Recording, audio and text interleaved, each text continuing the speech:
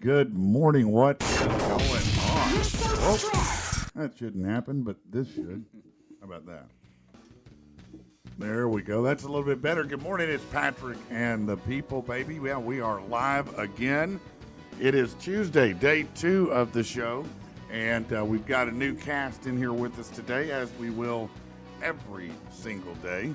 To my right here, we've got Rich Rockwell. Now, Rich Rockwell is the Bruce Buffer of Little Rock. He is a announcer for fights, for professional fights, for wrestling matches, all kinds of things. Is that right? Yes, sir. Yeah, I do about 6 different promotions around the Arkansas area, and always looking to expand and grow into more. Yeah, a little let's get ready to rumble. Yeah. Now, what's his, Bruce has a brother, doesn't he? Yeah, I think it's Michael Buffer. Michael Buffer, yeah.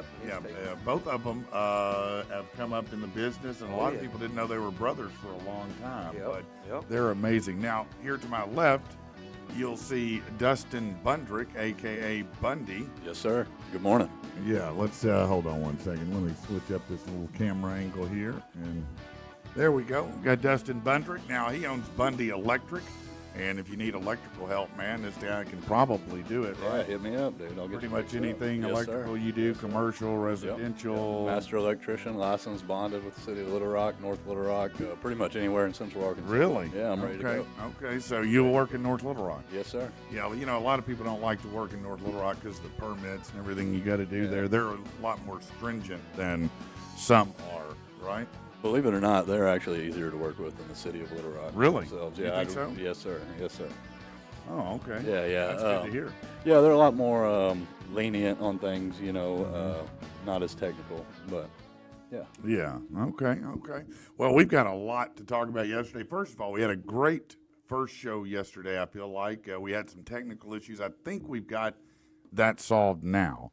I think that we've got the audio levels right, so we're just working on these little things. We've also added a couple streams today. I believe we've added Kick and Twitch to the mix. So now we're on YouTube, we're on Rumble, we're on Facebook, X, Twitch, Kick, Odyssey, D Live.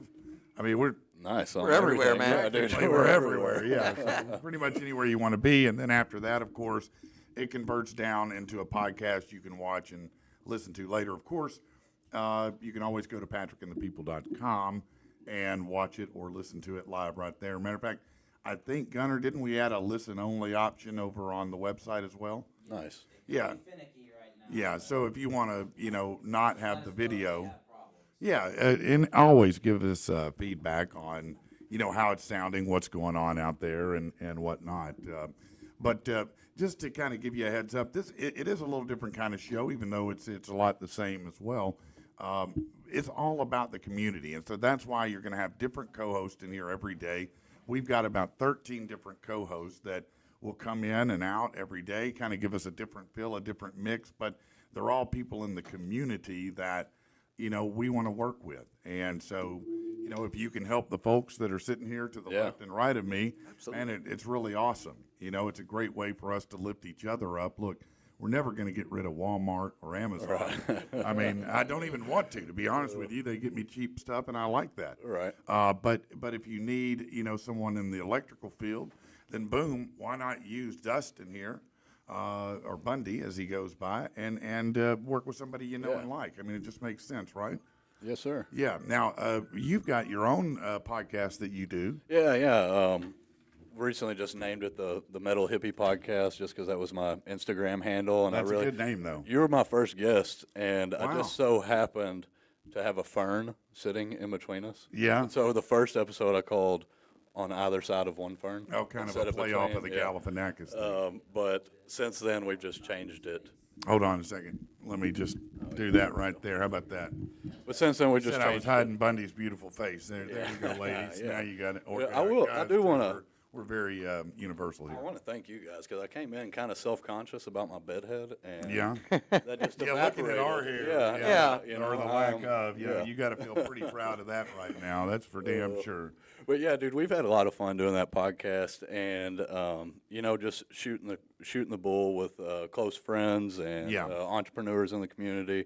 I did some up there in Montana with a grizzly guy up there. Oh yeah. So yeah, it's been really What fun. do you mean a grizzly guy? Like he works with grizzly bears or what? You could say that, I guess. He's just a lifetime Wyoming, Montana Oh, okay, resident, okay. and so he's got a ton of bear stories, close encounters, and Now, have you seen any bears up there? dude, we were actually just up there this summer. We stayed up there for about 6 weeks, and funny story. So I've got 2 pit bulls, and one woke me up like 4 o'clock in the morning, which she never does. She's a great dog. But woke me up in the morning, and she's just acting real weird, going crazy. And I kind of get pissed off, like, all right, well, let's get up and go. Let's get up and go out. Right. You know, What's it's probably- going on? What's going on? Probably about 5:30 in the morning. And the town we live in up there, very small town, population of 200 people. Oh wow, it So- really is small, isn't it? I walk her around outside, and she doesn't use the bathroom. And I finally decide, okay, I'm going to walk down to the store and get some coffee and start walking down the road with my dogs. And we walked up probably about 30 yards on a full-grown female grizzly. Oh, wow. And she stood up, looked at us, and thankfully, Went the other way? turned around and ran the other way. I told my wife it was because I had my shirt off. I was like, the bear didn't No, want no, I didn't want any of I had my that. shirt That's on. what it was. Yeah, That's what intimidated the bear Yeah, was your yeah. chest. I'm certain that's what it was.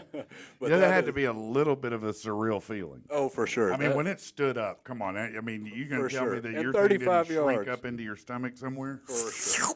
For Oh. sure. For sure. How it big wa- an old bear was it? I mean, it was huge. It was hard to put like A weight on it. a weight on it. You But know, it that's was whatever. like- It was like- full grown, yeah. and Very tall when they stand up. six o'clock in the morning. I don't have a shirt on. I don't have shoes on. I'm going to get coffee. And you're wondering, can I outrun the dog? Yeah, no, that's Because exactly that's right. what I got to do is That's outrun the exactly dog. right. That's exactly right. But that was the only encounter I've had myself with a bear up there. Okay. But that was enough for me. Any other wild animals up there that you've run into in Montana? Oh, a ton, dude. We stay right outside the northeast gate of Yellowstone Park. Oh, really? In Silvergate, Montana. Shout out Silvergate. And so, yeah, there's a ton of animals. You got bison, of course, a ton of bison, moose, elk, bear, grizzly bear, and black Now, bear. I've seen some of these videos where these elk or these moose walk up beside cars, and it's crazy. I don't think people understand just how really massive these animals are. Oh, for sure. I mean, there are insurance claims made every day up there because of because of an elk or something screwing up a vehicle. Are you serious? Yeah, for sure. There's so much traffic through there, and you know, such small roads, like, and people are idiots. You know, they'll pull right up on these. Well, that's what I see in all these videos, and I love to see it when they get what they deserve, which is they get out and try to do selfies with them. Yeah, dude, it's ridiculous. Do you People think see they that can just- sometimes? oh yeah, for sure. We've got to yell at people. We have a resident bison in that town that just Okay. kind of hangs out and grazes. Yeah, he's and, kind of cool. Yeah, well, he's kind of cool, but you still don't want to walk up No, and try he's to a pet wild him. animal. He's Yeah, a bison, but for that- God's sake. That doesn't stop the tourists from trying. No, I mean, of course we've not. yeah. They'll walk up to bears. They'll walk up to. Now, Anything. the elk or the moose, are they very aggressive normally? Yeah, for sure. You don't want to walk up on a bull elk or bull moose, any moose. you Any know. bull, for that Yeah, matter. yeah, exactly. But yeah, you want to be conscious of everything Now, out there 'cause it'll mess you up. Rich, let me ask you, man. I mean, obviously you're not in Montana, but have you ever had any kind of bear or big animal experience like that? No. Not counting an X. No, yeah. But no big animals. I think the last animal scare I had was a snake. Really? Yeah. Now, what kind of was it? Did it turn out to be a venomous snake? No, it was just a little garden snake, but I'm But sure it made you nervous. I'm sure everybody in my apartment complex heard me scream. Oh yeah. Oh, yeah, You're just yeah. not a snake fan. You're No, like not Indiana at all. Jones. Yeah. All right, why Nope, do you I'll go have running. snakes? Okay. Yeah. Now, I don't mind snakes very much at all, to be honest with you. They don't intimidate me. I mean, I guess if I just walked up on it, I'd back up. But Right. they don't frighten me. Some people, I guess it's a big phobia for them, but it doesn't bother me any whatsoever to be around a snake. Yeah. So. Yeah, well, you have fun with that. I'll be running down the other You're way. gonna run the other Yeah. way. Yeah, as a matter of fact, I felt guilty because we found a snake in the backyard when I lived over by the river in Saline County on the Saline River, and it looked to me like it was a water moccasin, a cottonmouth. You know, it was the trademark blackish brown color with that kind of look, and I just hadn't looked at a lot of them up close. I mean, you see them in videos, but you don't just think, "Hey, I'm going to memorize what that Right. looks like." Yeah, I'm gonna remember Right. this. And because it was in a standoff with my two Chihuahuas, I was like, yeah, this couldn't go well. And so I ended up taking it out. Well, it wasn't a water moccasin. It was just a water snake, a common water snake. And I felt horrible afterwards. You know, as a matter of fact, my wife got aggravated with me because we lived the same place we lived. And we had she yelled from, I was in the shop, and she yelled from the garage and said, "There's a snake in the garage." And I'm like, "What does it look like?" And she described it to me. I said, "Just shut the door and leave it alone." Yeah. it was a king snake, and about 5 minutes later, I watched it come out. It was a good 6-foot king snake. Well, the next day, I'm out there in the shop, and here she came with a bag, and I said, "What is that?" And she said, "Oh, I'm going to put this down. It makes the snake's bellies burn so they go away." And I said, "You're damn sure not. You're damn sure going to take that back wherever you got it." I said, "Because you run those king snakes off, we got a big problem. Those are the sheriffs over here. Right. You know what I mean? They're the guys that take care of us. So, don't do that or we will have water moccasins." And she was aggravated, but you know what? We had 2 king snakes, and I never saw another snake. They ate very well. Yeah, those are the good guys. Those are the good guys. You want to keep those around. Yeah, but you always know, too, if you don't know this, that, water moccasins have a real distinct smell.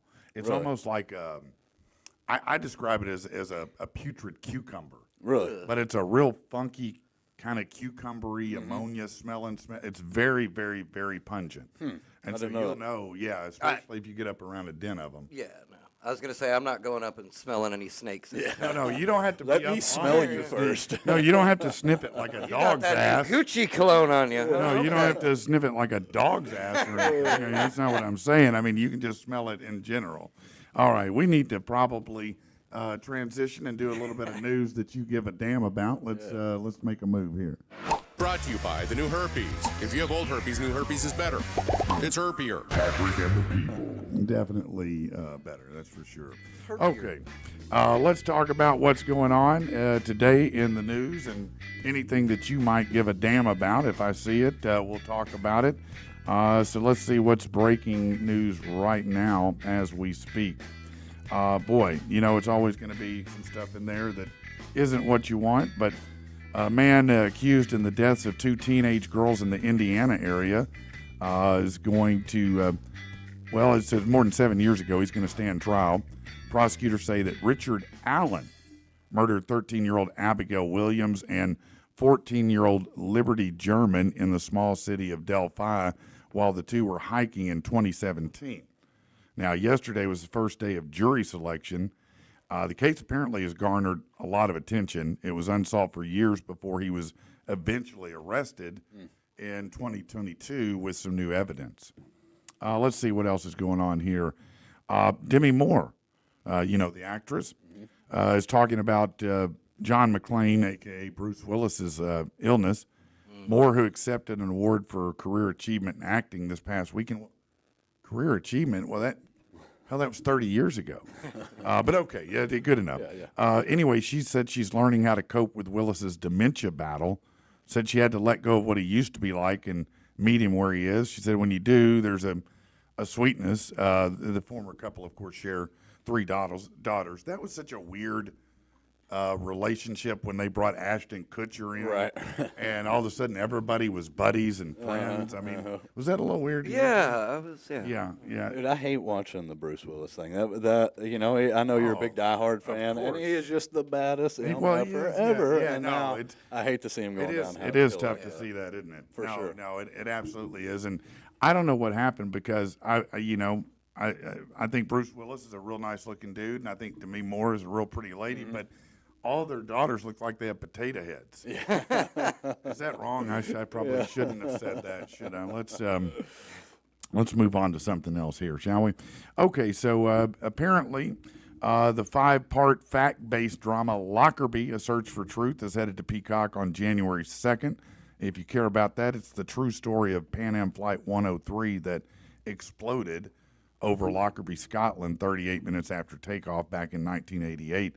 In a terrorist attack. Ooh. Yeah, there were 259 people on board, 11 on the ground, all died.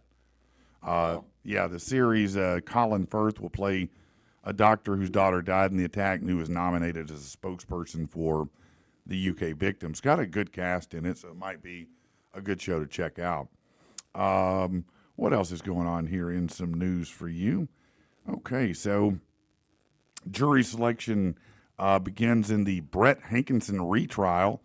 That's in a retrial of former Louisville, Kentucky police officer who was charged in connection with the death of Breonna Taylor. We have all heard about that. Here you go, Toy Insider's hottest toys of 2024. I think I'm going to save that. I want to talk about that, I think, a little bit later and get into some of these toys and see how they compare to the toys we had when we were kids, which mainly were sticks and dirt. But here's something interesting. When Tesla showed off its new design for its latest robotic creations last week in California, some people accused Elon Musk's company of ripping off the design from the I, Robot movie with Will Smith. The presentation itself was called We Robot, which is, of course, the name of that is based on the Isaac Asimov short story. Still, some were quick to call out the similarities of the Cybercab Robotaxi, Robovan, and the newest Tesla robot to things seen in the movie. Well, I mean, isn't that the case with everything we make? Yeah, for sure. I mean, it's all copied, yeah. I mean, half the stuff that we have came from Star Trek. All right. I mean, look at you. Where do you think the flip phone came from? Right. Because Captain Kirk looked dope. Yeah, And he was like, I mean, that was cool, right? Yeah. And then you have like the medical tricorder, all of these different things that, it's all inspired by science fiction movies, shows, whatever. So, Right. yeah, that's crap. That's just crap. to be Yeah, I honest saw that headline too. I thought it all looked cool, and Yeah, I don't know how much I believe it. Yeah. I want to see more. Right, It was so good, it's frightening. yeah, exactly. When it's Exactly. sitting there shaking hands, having conversations with 2 Chainz, Right. It's like, man, now if it had broke out into a hot rap and Right. really sounded good. And it had the conversation like it was pretty frictionless. Yeah, no, it did. Did y'all ever hear, speaking about the robots, did y'all ever hear about that one robot that was working at like a factory? Oh, and where it it just killed- deactivated? Yeah, it just killed itself because it was like, this is pointless. I think it killed a bunch of people first, didn't it? Is that the one you're talking about? I know there was one a few years ago that actually killed people at a plant, but that was overseas. I didn't hear Wow. Yeah, something went wrong. I guess it didn't. It violated rule number 1. it was iRobot, the home game. Yeah. Chicago-based True Value, the national hardware retailer, said they've declared bankruptcy. They're going to sell itself to a home improvement rival, Do It Best. I've never heard of that company Do It either. Best. Do It Best. The company, founded in 1948, serves 4,500 stores worldwide. Retail sales of $10 billion. How do you have sales of $10 billion and have to file bankruptcy? That is rough, man. You're not doing something right. That gives me no hope. Right? I mean, if you can't make it work on $10 billion as your budget, something's screwed. really wrong, man. Yeah, I'm screwed. Yeah. OPEC lowered its outlook for the rest of 2024 and 25. Congratulations if you wanted to go to the gas pump and save money. China's oil imports fell for the 5th straight month. The drop in global oil demand growth expectations led to a 2% drop. That's good in oil prices yesterday. Crude fell to about $77 a barrel. Let's see what else it says. So that's good. Maybe it'll come down. I mean, normally this happens just in time for the election. Yeah, it happens Yeah. every They time. like to lower gas prices right before in hopes that maybe some idiot out there goes, I'll vote for you now. Right. No, Gas is 10 cents getting cheaper? better. Okay. Yeah, and things must be getting better. As mentioned yesterday, 7-Eleven is going to be closing 444 locations due to inflation, slower customer traffic, and declining cigarette sales. You're telling me that 7-Eleven was held up by cigarette sales all that time? Damn, man. Wow, that's crazy. California bird flu may still be in the air, at least in California. What do they not have in California? Everything you could get is in California. Everything that can go wrong, that's where it is. It's happening now. But anyway, they said that the disease has spread to 100 dairies in California, 300 across the U.S. 19 confirmed human cases of bird flu in the country this year among farm workers. 6 of those cases happened in California. I think, maybe a good idea is to draw a dotted line right at the border of California and try to peel it away and just kind of move it out on its own like Sicily. Just be an island out there somewhere, SpaceX Falcon Heavy rocket launched in Florida yesterday, starting a $5.2 billion NASA probe trip to Europa. Yeah, they're going to Europa. That's not overseas. That is an ice-covered moon of Jupiter. If everything works as planned, the Europa Clipper probe will enter an orbit around Jupiter in April of 2030. Well, I guess it's not an orbit around Uranus. Data from previous missions' long-range studies show there's a saltwater ocean underneath the ice. Now, I'm seeing a lot of. Have you been hearing about this planet they think they see like a gazillion million light years away, where they think there's life there? I've heard a little bit about that. Yeah, they say it looks like lights from a civilization that they see, but it's so far away. You know, it's amazing to me they can see that far, but there's zero chance we would ever travel get there. Right. Right. Well, I mean, I guess if you develop warp speed, like in If Star Elon Trek, will- in Star Trek. Yeah. If Elon will hurry up. No, Know what? no space take there. I mean, it's, like you said, it's cool and all, but are we ever going to really reach there? And we're firing up all these, rockets and everything into Yeah. space, and we're all just down here like, hey, can we get some health care? Yeah, really, if it would lower my gas bill, I could Right, do you one less know, rocket yeah. trip. Right. But that's Elon's money, not my money. 20 cents less at the pump. Let's vote for them.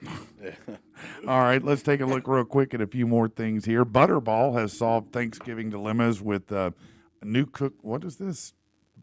Nobody gives a damn. I'm sorry, man. I'm sorry I even read that. Scratch that. Hold on one second. Let me just scratch that. KFC raised some eyebrows with a suggestive name for a dessert. Apparently, food blogger Marky Devo announced KFC's new dessert on social media, and some people are excited about cherry pie poppers. Cherry pie, what's wrong with that? Cherry pie poppers? Yeah. Well, some have said there might be an innuendo in that. Come on.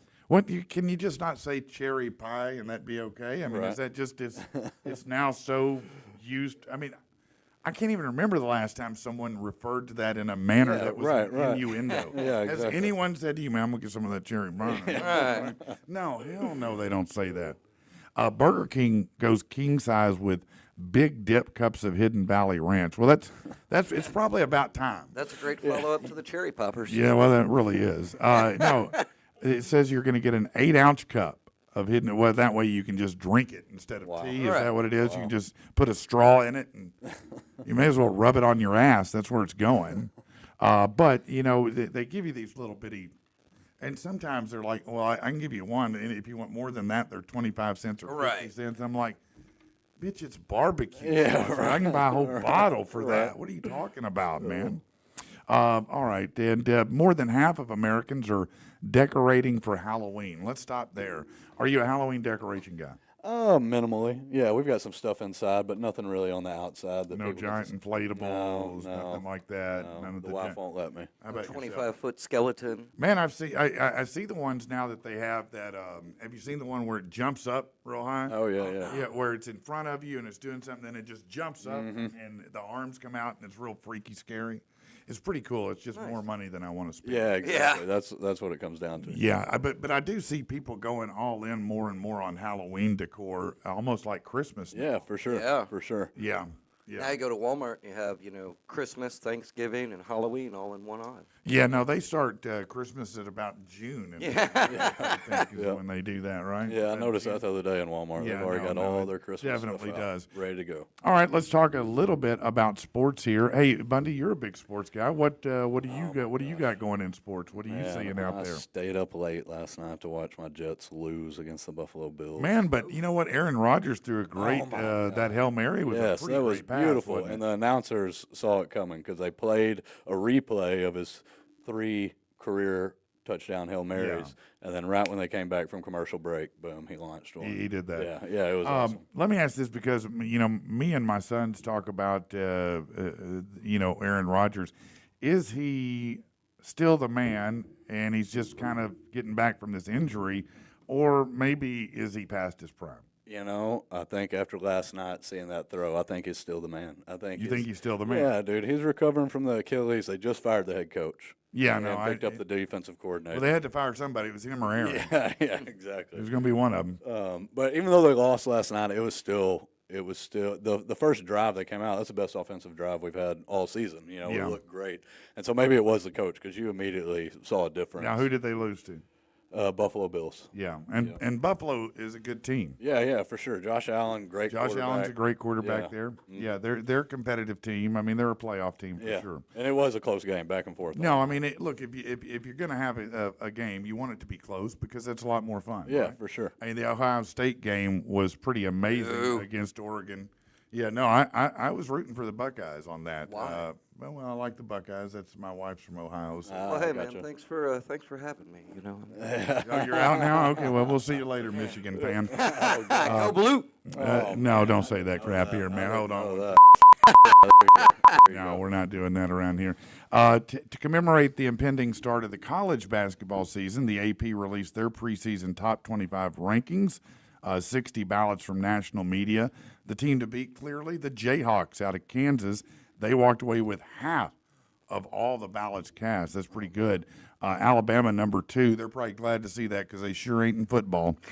Man, you want to talk about a vacancy, a change when Nick for Saban sure. left, boy. For sure. I mean, man, everybody must have left because all of a sudden, man, that team is spiraling out. When you're getting beaten by Vanderbilt, Yeah. What a great weekend for SEC football that weekend, though. You had No Vanderbilt doubt. beating Alabama. We beat Tennessee. Yeah. Just all around great it weekend. is. for What's football. our record right now, by the way? We've lost 2, I believe. Okay. Yeah. We So got we're LSU looking like coming we up. could be in like the cellophane bowl or something. the duct tape Something, bowl or yeah, something yeah, like that something. right now. Yeah. Do you think we're making a curve here with coaching or no? Do you think this is another illusion? Because we typically we get up just to once again Right. get down. I'm hoping Bobby Petrino is going to find his groove back in the state and get us going. You won't I think. find the girls' groove. Yeah. You'll be Just better no off. motorcycles. This weekend will be a good indicator on how the rest of the season. Who are we playing this weekend? LSU this weekend. LSU's always a tough game for Yeah. the boot. Golden boot, it's baby. always a tough game. Yes, sir. All right, so Alabama, UConn, Houston, Iowa State, Gonzaga, Duke, Baylor, North Carolina, and Arizona. Now, as far as gamblers are concerned, UConn is the team to beat. It is followed by Kansas, Duke, and Alabama. Check this out. Peyton Houston, not Manning. Peyton Houston, who is he? Well, you might want to watch out for him. He's a high school quarterback out of Evangel Christian Academy in Louisiana. He put in a career performance over the weekend for his team. He had an overtime loss to Captain Shreve. Houston racked up 817 passing yards. Wow. It's the most ever thrown in a single high school football game. I said 817 yards. Wow. That passed whoever the record was. During the performance, he completed 53 of 68 passes. Wow. Threw for 8 TDs, rushed for another 88 yards and 2 TDs. Hell, can someone put him in Dallas right now? Seriously. I mean, and what's going on over there? I mean, what? Oh, dude, what? Why is this just the Jerry Jones issue that he spends all the money in the world on the stadium and the snacks, but just won't get the right players Just paid Dak Prescott a bunch of money to continue to be to no mediocre? avail. Yeah. See, I love the Jets and I love to hate the Cowboys. I've got a bunch of friends that are Cowboys fans, so I usually watch. It seems like a lot of people here. I would say probably there are more Cowboy fans here than anything else. Yes. Yes, hold on. Gunner's coming to rescue me. Yeah, this side, buddy. Just right there. I appreciate that. Well, you know you do. You do know, but I've been trying to plug that in for a straight 7 minutes. I was trying to get subtle picked clues up on here to it. Bundy. I kept going like this, but he was never looking, But we'll learn each other's code as we go here. Let's cleanse our palates and come back. He's an imbecile. Well, he's our imbecile now. Patrick and the people. All right, man. So, what is going on today? Well, let me just talk to you a little bit about some of the things coming this week that you're going to need to know that we're going to be doing. Friday show looks to be amazing. I'm going to be honest with you. It looks like it's going to be just an amazing show. We're going to have, of course, the rant on Friday. Yeah, the rant's back. Oh, the Rams. Have a The special return of the rant. Yeah, Yes, let's baby. go, dude. Yeah. Let's go. Yeah, we'll have a special rant cam for that. We've also got Vantage Ruins. They're going to do a live performance in studio. Nice. And we're very excited Yeah, about that's that. gonna be cool. Yeah. And then it does seem to be official that I'll be getting tased on Friday at the end of the show by law enforcement. Now, it's the good kind where they shoot it in you. Oh, man. You know, so it's the real deal. Yeah, so if you want to see it, baby, it's going to be Wow. awesome, man. Wow. Hey, let me mention Crazy J's. If you vape or maybe you're a connoisseur of the electric lettuce, you're looking for the dopest glass where you can get the best price in town, yeah, of course that's what you're looking for. Maybe the best selection of vape flavors and brands. Stop hitting up the crappy gas stations and places that don't have choices. Go over to Crazy J's in Conway. They're at 2625 Donaghy, Suite 110 over there. Man, Jay's good people, and they got some very good stuff there. If you're trying to, do the flower in special and good ways, they got all kinds of stuff. Or if you're just, doing the everyday normal vaping thing. A lot of people are vaping now more than ever. And also, I do want to mention Riggin Law. A lot of people come in after the death of a loved one. But Mom said we're supposed to split the house. So Dad wanted the hunting lease to go to, and the evil siblings come in the last minute. The parent changes everything. You're disinherited. A lot of people have misconceptions about inheritance laws, and a lot of greedy family members. Riggin Law can help you with that. Look, just educate yourself before you meet Kristen Riggin, but you'll probably want to check her out. She's real people helping real people. You can go to rigginlaw.com. It's RIGGAN law.com and check out Kristen. I've known Kristen a long time. She's very, very good people, and you'll really enjoy getting to work with her and talk to her. That may not be the most enjoyable situation, but it is something that she's a great person to work with. Okay, let's talk about this. Is a wild thing. The new technology. We're talking earlier about the tech that's coming out, like Elon Musk Optimus and the cyber taxi. But this is a wild story. Two people managed to communicate through their dreams in a groundbreaking experiment.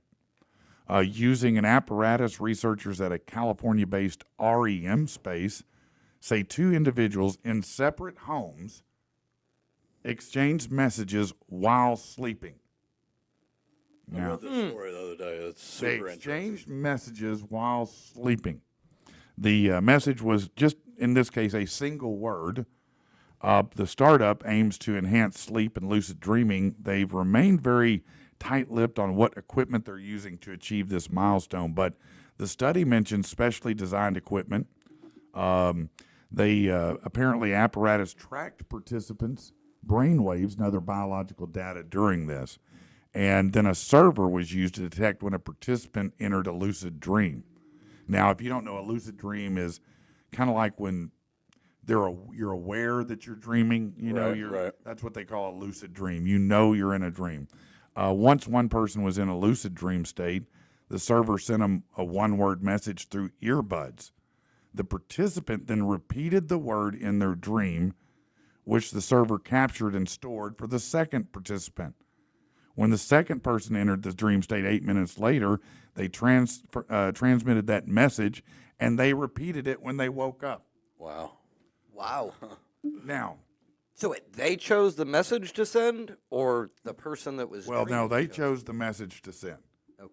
Now, look, I'm already worried about people listening to me on my cell phone and whatnot, Oh, man. giving up my privacy. can't Now start you getting can in my come head. in my dreams. Right?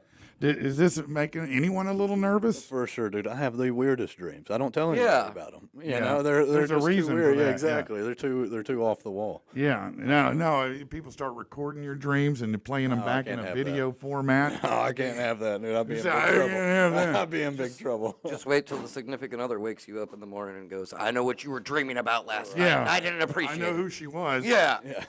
Now I would, if I could do that, I would use it to harass my wife. Though, I'd be Yeah. like, hey, I think I got morning wood. Yeah, I think I'd use it to get some stuff done. Like when you wake up, you're gonna clean the house. That's and- I and want to make work. me Can I work breakfast. while I Right. sleep? Can I find a way to work while I sleep? right. Pay bills. Yeah, exactly. Do auto pay. Can I? Exactly. I'd just like to remember my passwords. Maybe I could just say those over and over luck. again when I'm dreaming. Good luck, man. Does anybody else have trouble keeping up with passwords, or do you use the same password for everything?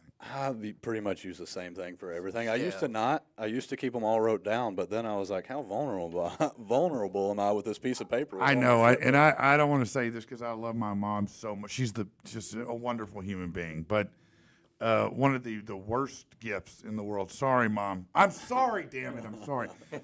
But she sent me a password keeper, which it's magnetic, and you pull it. It goes like this, and it's like an accordion of where you write. And I'm like, if I lose that with every password I have, I've just handed everything I got to him. You know?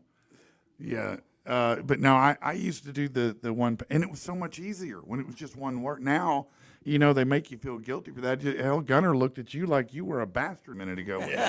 One password Like for everything. one password. You, This is unheard of. you cretin. Dude, and I have disgust me. trouble with that one password, so don't throw me another one, dude. I have trouble with Just the the one. one password. Yeah, it's like, does it have an exclamation point at the end? You got to add Does it something. start You with got a to capital uppercase, letter? lowercase. Now you got to Look throw at a him, number he's wagging in. his finger. He's like, no, exclamation point at the end. Yeah, and they want to use strong password, but nothing ever remember. I try to use it, but nothing ever remembers that password. I know Right. damn well I won't. Right. And I think, like, my phone now, it saves some of the passwords for you. So when you go Yeah. to type it in on that website, it'll automatically. Yeah, no, I do that as much as I can, but if you reboot or do anything like right, that, all right. of a sudden that's Right. Well, and it's know. like, if you're already going to log me in and use my password for me, can we just cut out all the runaround? Can you just let me get in the app? I'll give you my identity now. Just can you make my credit better? That's all I'm asking is just make a few payments for me because that's what you could do is make it better. All right, hold on. Let's cleanse our palate. Brought to you by the new herpes. If you have old herpes, new herpes is better. It's herpier. Patrick and the people. It definitely is herpier. That's for sure. Listen to this. See what you think about it. Tiger King star Joe Exotic. Oh God. Yeah. This guy again? Yeah, you thought you were written. It's like a cockroach. Really? He just I won't can't go get away. enough of this guy. You love it. I love it. Hold on. Have you seen what is the name of it? Have you seen the lady with the monkeys? On No, I've been wanting to watch documentary? that, but we have Oh, not my watched God. it. New heir to the throne. Yes, yeah. This lady makes Yeah, Chimp something. This lady makes Joe Exotic look like a rocket scientist, man. This lady, you've she's watched the it? dumbest. Yeah, I watched the whole thing. Nice. She's the dumbest. One of the dumbest people I've ever seen. She's literally hiding a monkey from a lawsuit. Okay, she's got to prove this monkey or chimp is dead, and she's hiding it downstairs in an enclosure she's got. They're videoing a documentary about it. I'm like, Right. you understand, in a matter of days, they're going to know you lied to the court. Right, You're right. in big trouble now. You're so dumb. You're Secrets doing this out. the wrong way. Yeah, and they played that one audio where you remember the lady who had the chimpanzee and her friend came over to the house. Yes, and- dude, that audio is horrifying. Oh my God, it's terrible. That's horrifying. It is horrifying. You know, she's sitting there crying. My friend's face is gone. Yeah, I'm like, yeah. Damn, I don't want a monkey all Was the that time. that Yeah. same lady? No, different okay, lady, okay. different lady. But back to Joe Exotic. Apparently, he's optimistic he's going to get released next year. His attorney feels Joe's got a good chance of being acquitted based on some new evidence and is hopeful for an immediate release if a retrial is granted. Now, he was sent to jail for his role in a 2017 murder for hire scheme against Carol Baskin, or as they refer to that bitch, Carol Baskin. Did you think, did he get the right sentence, first of all? Did you believe that he should have gone? I don't know. I mean, I kind of wanted to kill her myself, I'll be honest with you. I for mean, sure. But I mean, yeah, if because they came out with the second installment. yes, of Tiger yeah, King. because the first one was really well done, but the second came back and showed you some of the Yeah, things maybe right, that right. you didn't see, right? Yeah, so I don't know my opinion on that. Okay. I like Joe Exotic. I just like him in the Hey, he was headlines. fun. Yeah, fun like guy. Conor McGregor was fun. He's a mess talker, you know what I mean? What about you, man? Yeah, I don't. I No don't skin really in the have Joe Exotic? Yeah, no You skin didn't in the binge game. it, love it, get down to it? No. Okay. No, not my thing. No, I understand that. Well, so what does Joe plan to do? Well, if he gets out of prison, he's planning to take his talents to college. Joe's one of the world's foremost authorities on tigers.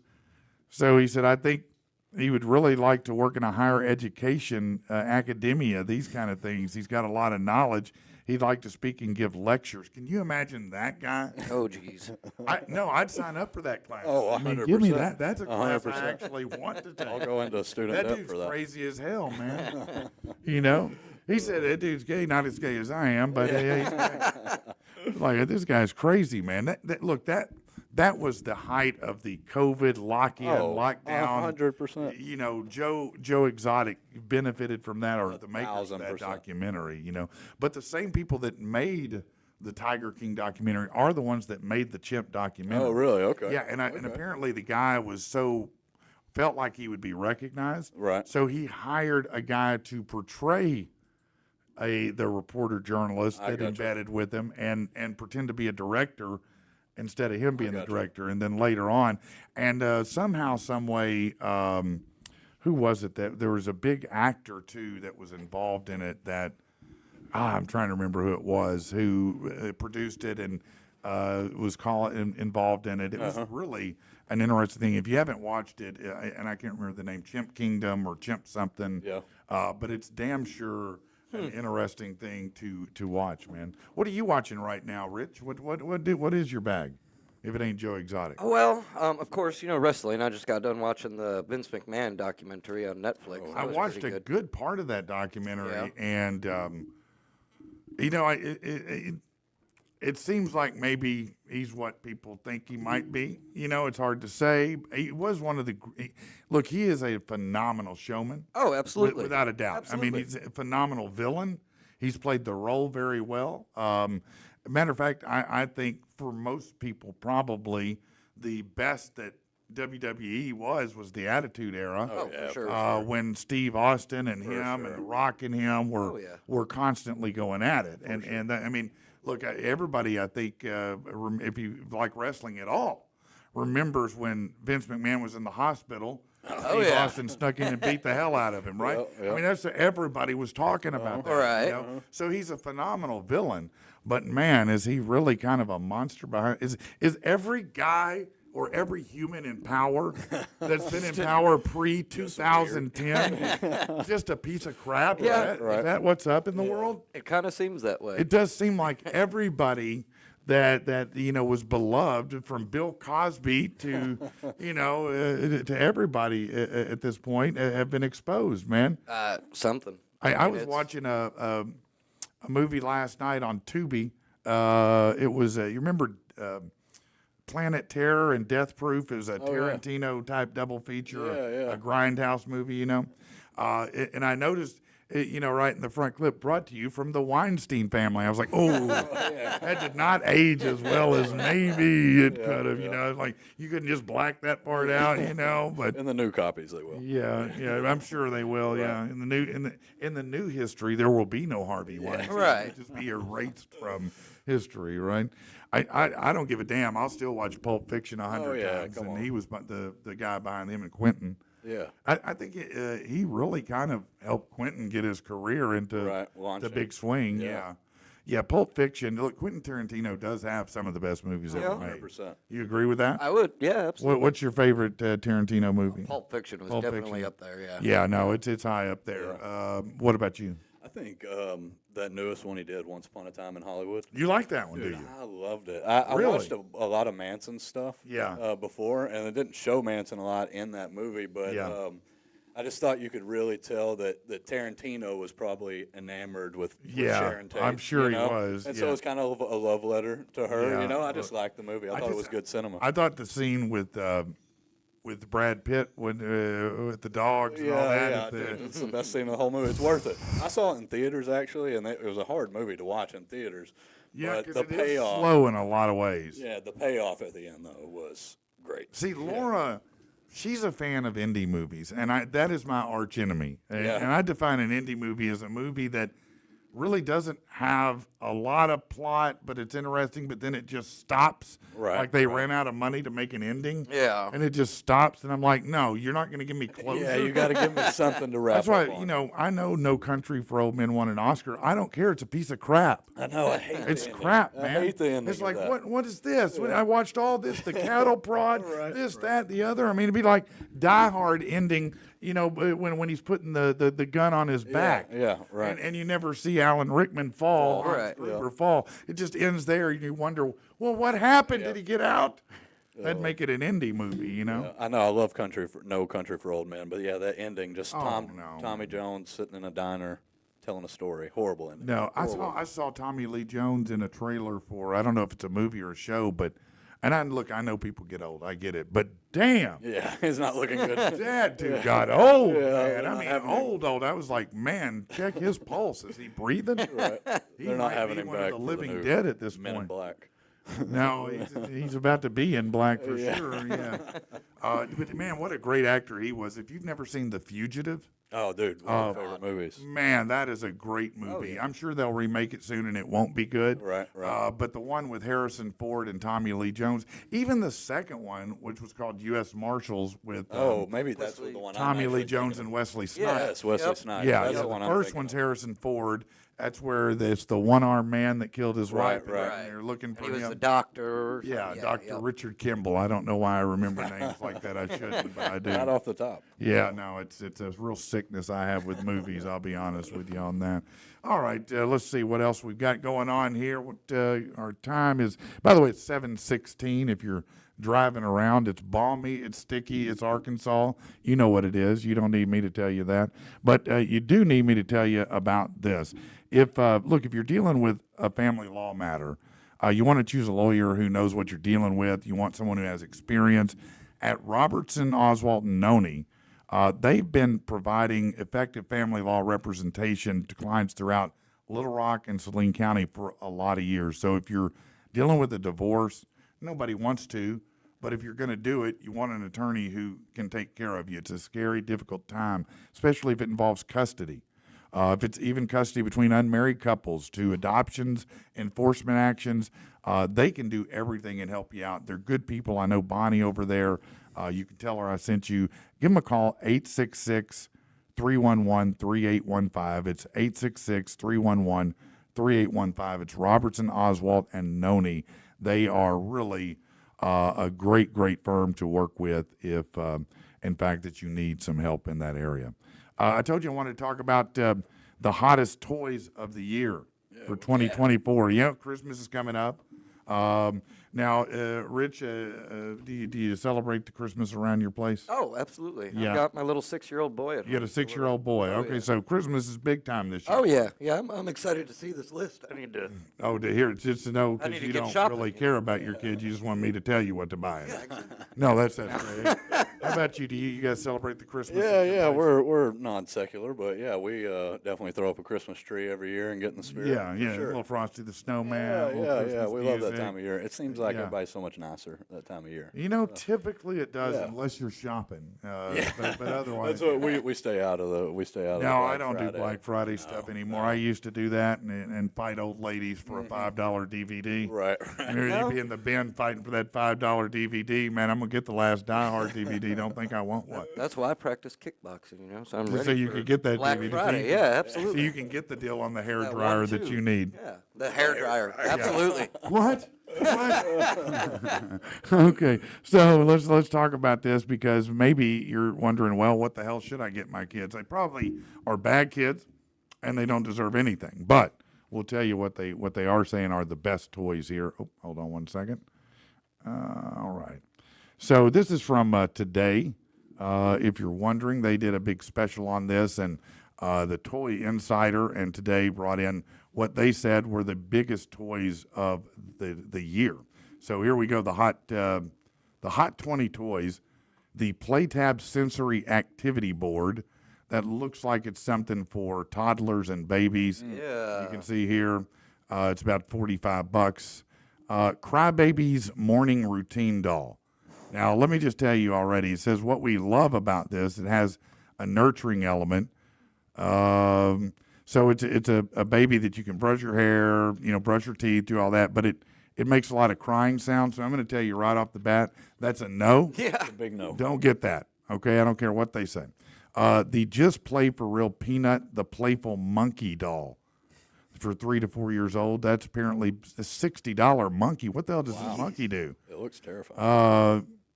Okay, it says kids can help her flip, hold her hands, walk with her, feed her. So it's kind of a robotic little monkey. Yeah, and it's about $60. Okay, the Fisher-Price Star Wars Darth Vader bot. Now, the Darth Vader bot looks to be maybe a couple feet tall. It's $104. Yeah, stands just over 2 feet tall. Classic Star Wars characters, got cool lights, sounds, a pop-out disc launcher.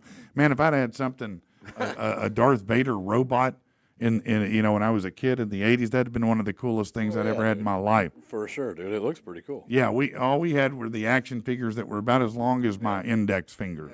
They barely had a discernible face on them. Right. You just kind of knew about the shape of it, that it was the character, really, Man, I had all the original Star Wars characters. I had the Millennium Falcon. Right. I had all that, and I was so stupid that when I was maybe a late teen, I wrecked my car and just left it in the trunk. I didn't even care. Oh, man. Yeah, it didn't seem like it was worth it. It was a bunch of junk to me then, right?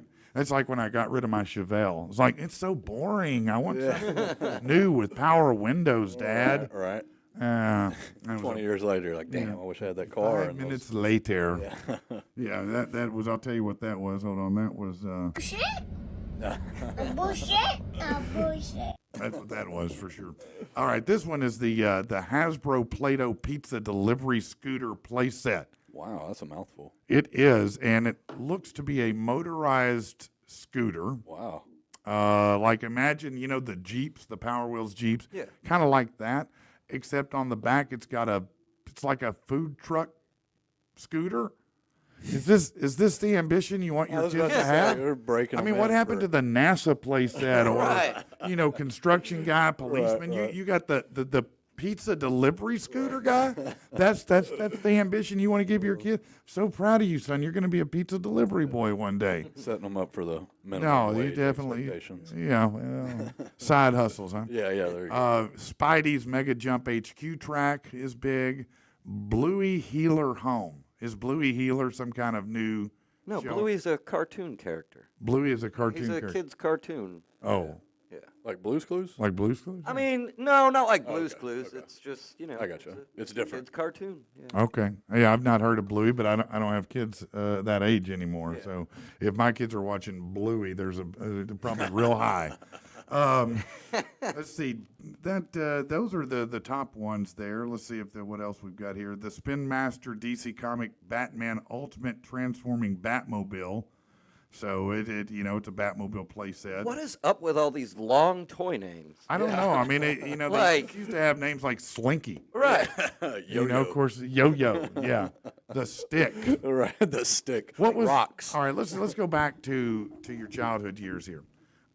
Rich, what was your very favorite? There's got to be one toy you remember from as a kid that was your jam. That still, like, if you could get it again right now, you probably would, just for nostalgia. I was just thinking about this the other day when I told you I was looking for, early Christmas gift Yeah. ideas. Mine was, I forget what it was called, but do you remember you had so there was the Easy Bake Oven. That was Yeah, I popular had for an the Easy girls. Bake Oven. Yeah.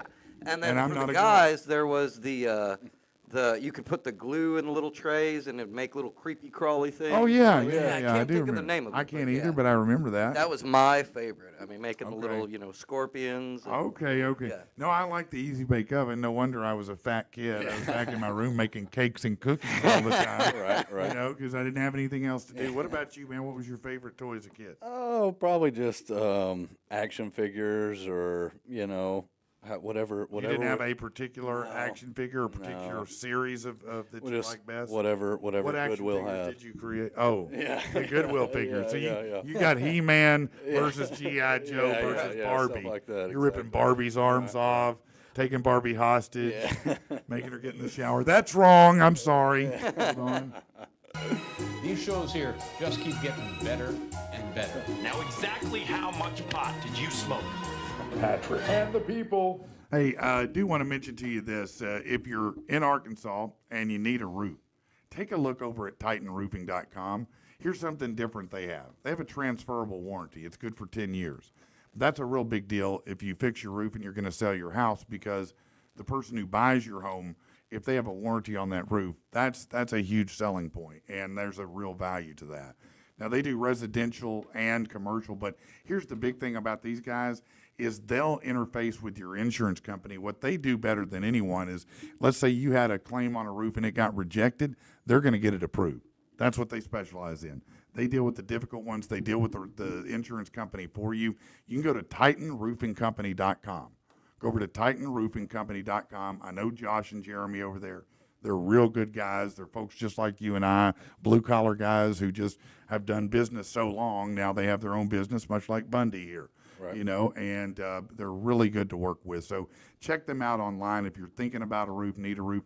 TitanRoofingCompany.com. You'll be glad that you did. Now, if you're buying a house, by the way, I recommend Josh Taylor over at AMC Mortgage. He's local, and I like having a local mortgage person to work with, but he's got lots of different choices. As a matter of fact, we had a client the other day. I'm not going to say this is going to be you, but I had a client the other day who bought a house. They spent $500 total because they got a $15,000 grant for down payment and closing costs, okay?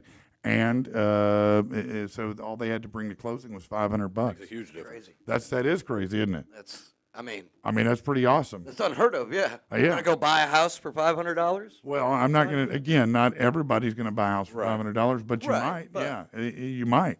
And there are a lot of programs out there like that right now for first-time buyers. Rates are down. But anyway, Josh, he's just, he's going to talk to you like you're a friend.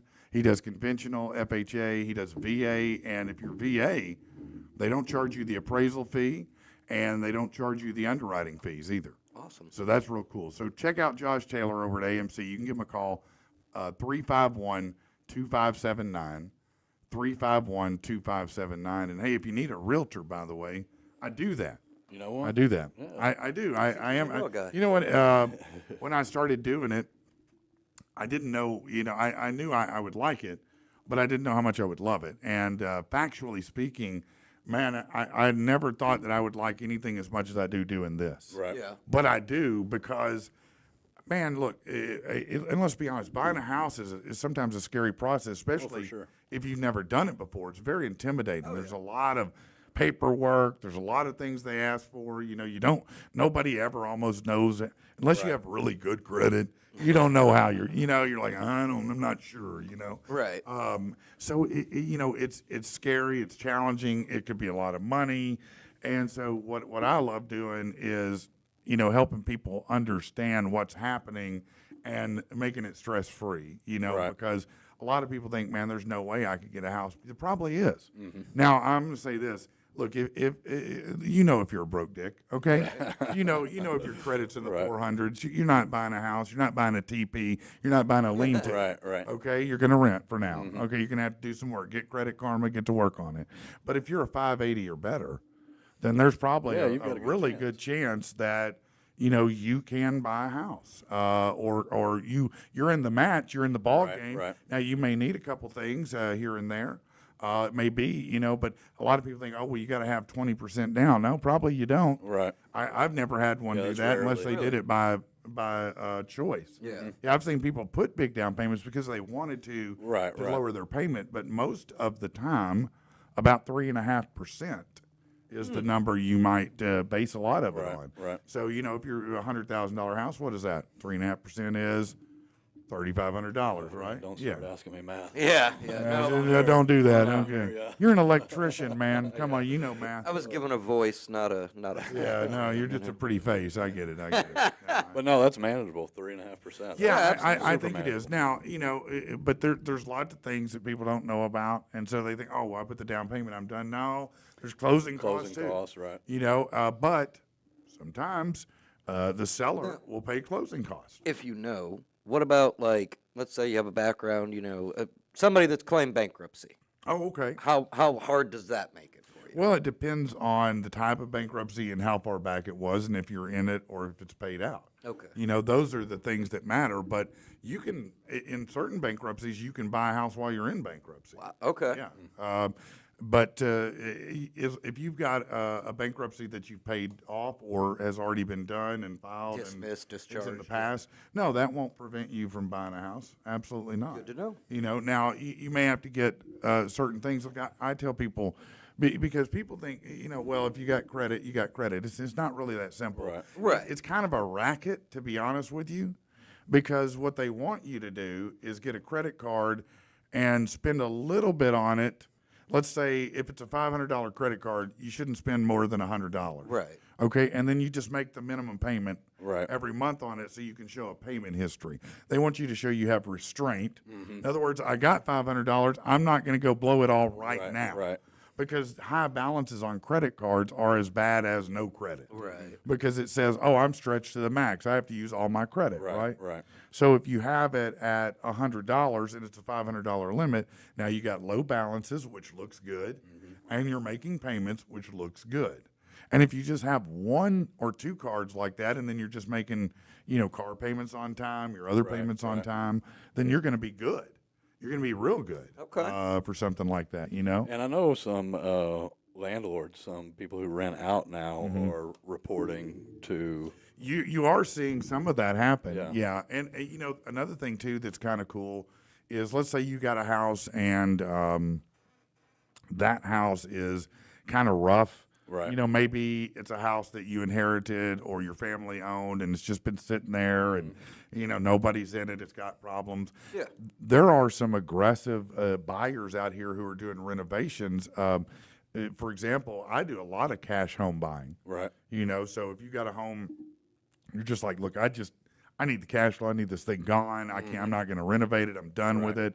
Then, or maybe you're just in a situation where you just need to do it fast. We do a lot of cash buying. There's a lot of that going on right now. So, if you've got a home, you've got money one way or another. Right, And that is the biggest. I see a lot of arguments that, well, maybe buying is not good, maybe renting is better for you, and you can look at the different evaluations. But to me, ultimately, I'd rather have something of value. Yeah. Right. And if you can build equity and get value, Right. then you're always a winner. Right. In that regard, you can't get equity in rent. Right. The only thing you can hope is you're spending so much less on rent than home ownership. saving. Which anymore Yeah. you're not. No, No. I'm a don't- renter. I pay $1,000 a month. That's a Yeah. mortgage right there. Well, it could be, but you'd also be amazed, in California that wouldn't buy you a lien. That's true. Yeah. That's You true. know, in California, mortgage payments $4,000 or $5,000 a Right. month is common.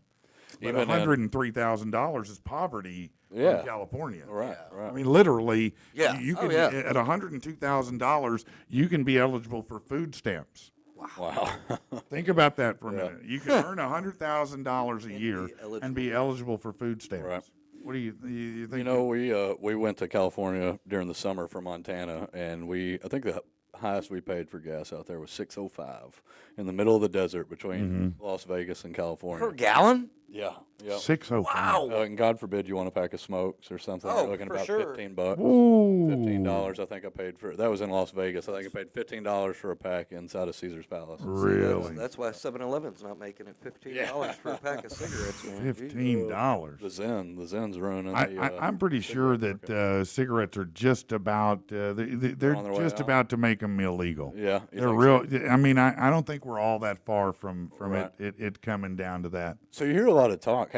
Has there been anywhere that's actually like made like menthol cigarettes illegal, or because I They feel like you hear that a lot. started to, but then it was an election year, and they were afraid they were going to piss people off. So no, we And so can't. they were like, "Oh, we're People not doing need that their right cigarettes. now." Okay, hey, we got to do this right here. Hold on. Let's do that. This is the segment, not like the other. People do stupid shit, you say, oh brother. Hey, it's not a copy or a clone of any previous bit. But if you think so, hey, we don't give a shit. Yeah. Wackadoo. Then the news. Yeah, we don't have to bow down to the FCC anymore. They can kiss my ass. Let's talk about the weird things that are going on right now. A lot of interesting weird things in the news that you need to hear about. Here is one right here. Phoenix Nightingale suffers from a rare condition called acute intermittent porphyria, often referred to as vampire disease. It's a disorder triggered by an allergy to sulfur, which is found in garlic and other foods. It leads to symptoms like passing out, migraines. The real-life Count Dracula, Vlad III, is suspected to have had that. which inspired the tale of vampires who hate garlic. Right. Okay. Yeah, so she's sharing her story to raise awareness for others who might be suffering from this symptom. I guess the big takeaway here is she needs to avoid garlic and things like that. Okay, then. Well, that's it. All right, that's good enough. Okay, an Indiana man facing felony charges after being caught driving a Power Wheels Jeep while under the influence. Oh. Indiana State Police spotted John McKee driving the vehicle, which had no lights or reflectors, and I assume any tags either, unless it's one that Or a says VIN Barbie. number. Yeah. The vehicle had no lights, reflectors, making it difficult to see. He did fail sobriety test. He was found to be under the influence of meth and weed, leading to a felony charge for operating a vehicle while intoxicated with a prior conviction. All right, now let's just pause here. First of all, is it a dick move to arrest a guy and charge him basically with a DWI or driving under the influence in a Power Wheels It's that not an can't actual- go over maybe 3-4 miles an hour with Right. his Actual fat ass vehicle. in it? I mean, where was it? Now, look, if he's driving down I-30, okay, I get it. Yeah, Right. sure, You got to do sure. it. If this guy's on his own street, it's midnight, 1 a.m, he's riding his daughter's Power Wheels down the let him road, go. laughing Let and him having a go. good time. What do you care? Come on. Was he robbing somebody? Was Let he him doing? go. Yeah, he's on meth, but he's not bugging anybody. little hopped Those things up. don't even have a horn. You know, I mean, come on, man, give a guy a break here. If you can't get on meth and ride a Power Wheels in your neighborhood, what good is your life? May run over. A wanted man in the UK was found hiding in his sofa, inside the sofa, wearing only his underwear. Police executed a warrant on his property Friday. Officers encountered a dog during the search, but said it was very friendly. But they overturned the large sofa, discovered the man concealed inside, I guess where used to be a bed or something. Yeah, like It was a hide-a-bed? Yeah, like a sleeper sofa or something. They said, we thought the man would be more comfortable tucked into bed, so he'll be spending the next few hours in a custody cell. Oh, Yeah, no, I can see that by all means. Okay, a woman from Texas has been totally freaked out by a text she got from a complete stranger. She was at the airport. She got a message that began, "Hi, Kristen. My name is Nate. I saw you and thought you were so beautiful, so I had to find a way to talk to you." But instead of, actually talking to her, he texted, "I saw your number on your luggage tag and decided to text you. Oh, man. I promise this isn't as weird as it seems. Yes, it is. Give a guy a chance." She did not give him a chance and went to TikTok. What do you think about the luggage creeper here? Man, I'd have went to the police. Like, that is some. That's some stalkerish Yeah, stuff yeah. there. You looked at my Cringe. luggage tag and took my Cringe. number. You couldn't just, you're close enough to me to say hi. Right, shooters Right? got to I mean, shoot. I mean, points to creativity, I guess. But yeah, definitely the creeper I vibe. mean, he's probably sniffing her luggage too, to be honest with you. Okay, so how about this? A lot of us have a hard time focusing. That has some people self-diagnosing what they think the issue could be. Now, ADD and ADHD, thought to mainly affect kids, but quite a few grown-ups say they have it too. According to new research, a survey of 1,000 adults from Ohio State University say that 25% have undiagnosed ADD. That's what they think. 25% have undiagnosed ADD. I think I might fall into that. Yeah? Yeah, yeah. I don't know. The doctors never told me, but I've just- got my suspicions. Just because you smoke a blunt and can't remember things doesn't mean you have ADD. Okay, ADD is an actual disorder. I had it when I was, starting as a kid, probably because I smoked from the time I was in utero. My mom smoked while she was pregnant with me. My parents smoked in the car and in the house, so probably that contributed Yeah, a little to bit. that a ADHD. little bit, I'm sure. But I'm sure. yeah, by the time I was 6, I was on medication because I was a little bastard. At least that's what my dad said was the reason. He said, "I had to put you on this because you're a little bastard." Okay. But 25% undiagnosed with ADHD. I don't know if I buy that, man. I don't know if I buy there's that many people. I think mainly people just want to take Adderall. Yeah, I think Like, that's I just want to take part. Adderall. That's a huge part. That's a lot of fun. I didn't want to do that, you know. Microdose a little meth. There's no problem. Isn't that microdosing meth? Yeah. You know, everybody's on that stuff in North Korea. They liberally hand that out. Of course, they did that to the soldiers in World War II as I was well. about to say, that's how they get shit done. That's how meth came to be. You know, the Nazis, that's what they did. And then we used another, I'm trying to remember what it's called, but we gave our soldiers other stuff to help them stay up and be super soldiers. Right. Then I don't know if you've ever seen the video. You can look it up. It's pretty crazy to watch. But they did an experiment of troops on acid, on LSD. No kidding. You had to see if that would make them super soldiers. It did not. I'm sure. It made marching in formation, though, one of the funniest things I've ever seen. Not one of them could do it right. I'm not even sure they knew they had feet, because that stuff they must have really dosed them up. It wasn't a microdose. Right. I think these guys were seeing lizards and all. American Yeah, no, soldiers? they were. Yeah, it was. I don't know if it was WW2 or I think it was WW. Yeah, it was World War II. Wow. That era. Yeah. That's kind of crazy. They were doing that, isn't it? You'd be amazed at some of the things that, some of the things that the government's done and perpetrated on people. You know, I mean, they're not exactly innocent. You don't say. No. Come on. You trust the government, don't you? Oh yeah, come on. All right, hey, real quick, if you're moving, and you're in need of a reliable, trustworthy moving company, Metro Moving is awesome. They're local. Now, they can help you move across the state. They can help you move across town. They can help you move out of state if you're trying to leave. Their team of experienced professionals really work hard to make you safe and secure. They'll do all the heavy lifting. They'll even do packing. If you're too lazy or busy to pack your own stuff, they'll do it for you. Check them out online at metromoving.co. It's CO because there's no M, because the only M you need is Metro Moving. You see what I did? That's nice. What I did. 20 years, over 2,000 moves, they got you. So check them out if you're moving anytime soon. Let's see what else we've got here going on in the crazy and wild. NASA told you about this earlier, but it is worth mentioning here that they're now launching a probe. It's $5.2 billion. Now, I'm just curious, should we spend $5.2 billion for NASA to send a probe to Europa, an ice-covered moon of Jupiter, or should we just divide $5.2 billion up among the population of the United States? And go, here you go, pay your bills for a month or two. Here with this. Come What do you think? Am I off on that, or? Right. It's funny to transition from how expensive houses can be and how expensive rent can be to we're spending $5 billion. $5.2 billion to send it to an ice cup. Not even the planet, the moon of the planet.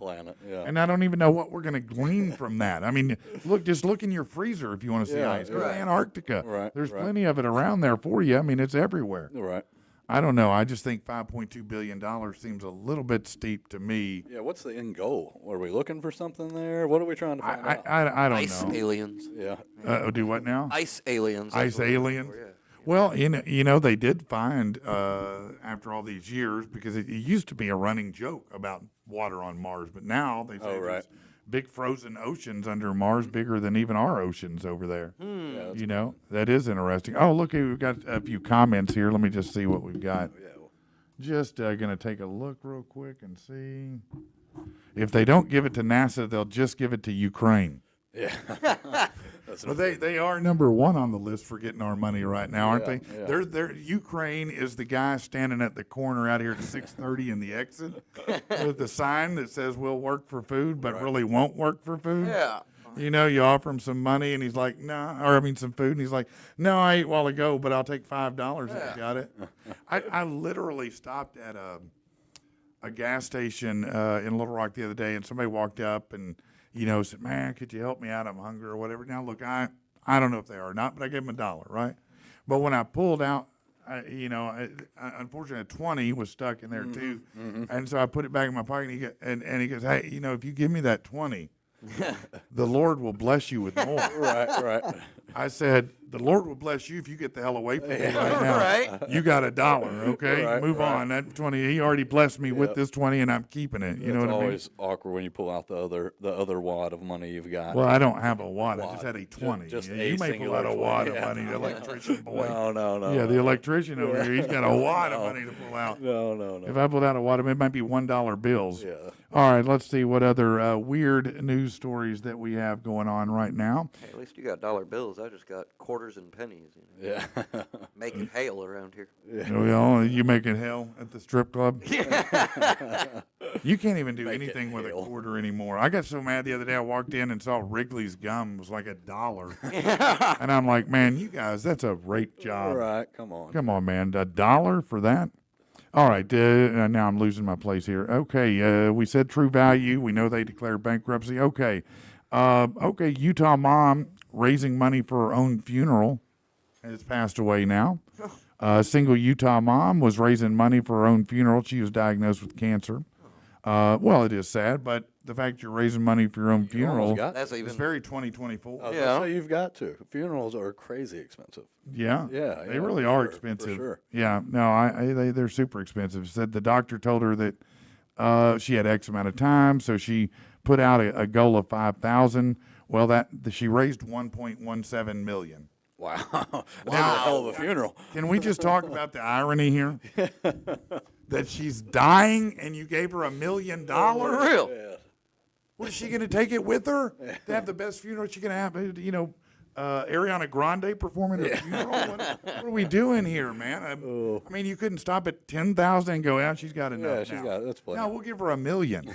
Hey, he's got change. He's making it hell. Right. Give me just a minute here. I'm gonna get setting up my Kickstarter right now. Okay? Oh yeah, that's a good idea to set up your Kickstarter. Yeah, that's crazy. A 1.1. Maybe she's going to have her ashes spread on the ice moon. She's going to send it to Europa. Yeah. No, Europa. that's I that's couldn't a think of great idea. That's a great idea. Let's see. We talked about that yesterday. Hold on one second. Just Okay. dump it out the spaceship there and call it. Hey, look, you're going warp speed now. Yeah. You're going warp speed now. Now what? Dump the ashes out of. The Dump the ashes out. and they Yeah. just float through Where would space. Where would you dump your ashes if you were going to have them dumped? Where would I? Yeah. Where would you have your family dump the ashes? Oh, I don't. Probably, a lake or something somewhere. A lake, something nice like that. What about you, man? Oh man, I'm trying to think of a good answer real quick. I don't know. Probably, yeah. Buffalo River, maybe. Love The spending Buffalo time River. over there. Yeah, propose my So wife. not an enema. No. Okay, I just asking for a friend. That's Yeah, all. yeah, I'm sure. What about you? Yeah. Yeah, where are you How gonna have get your out of here?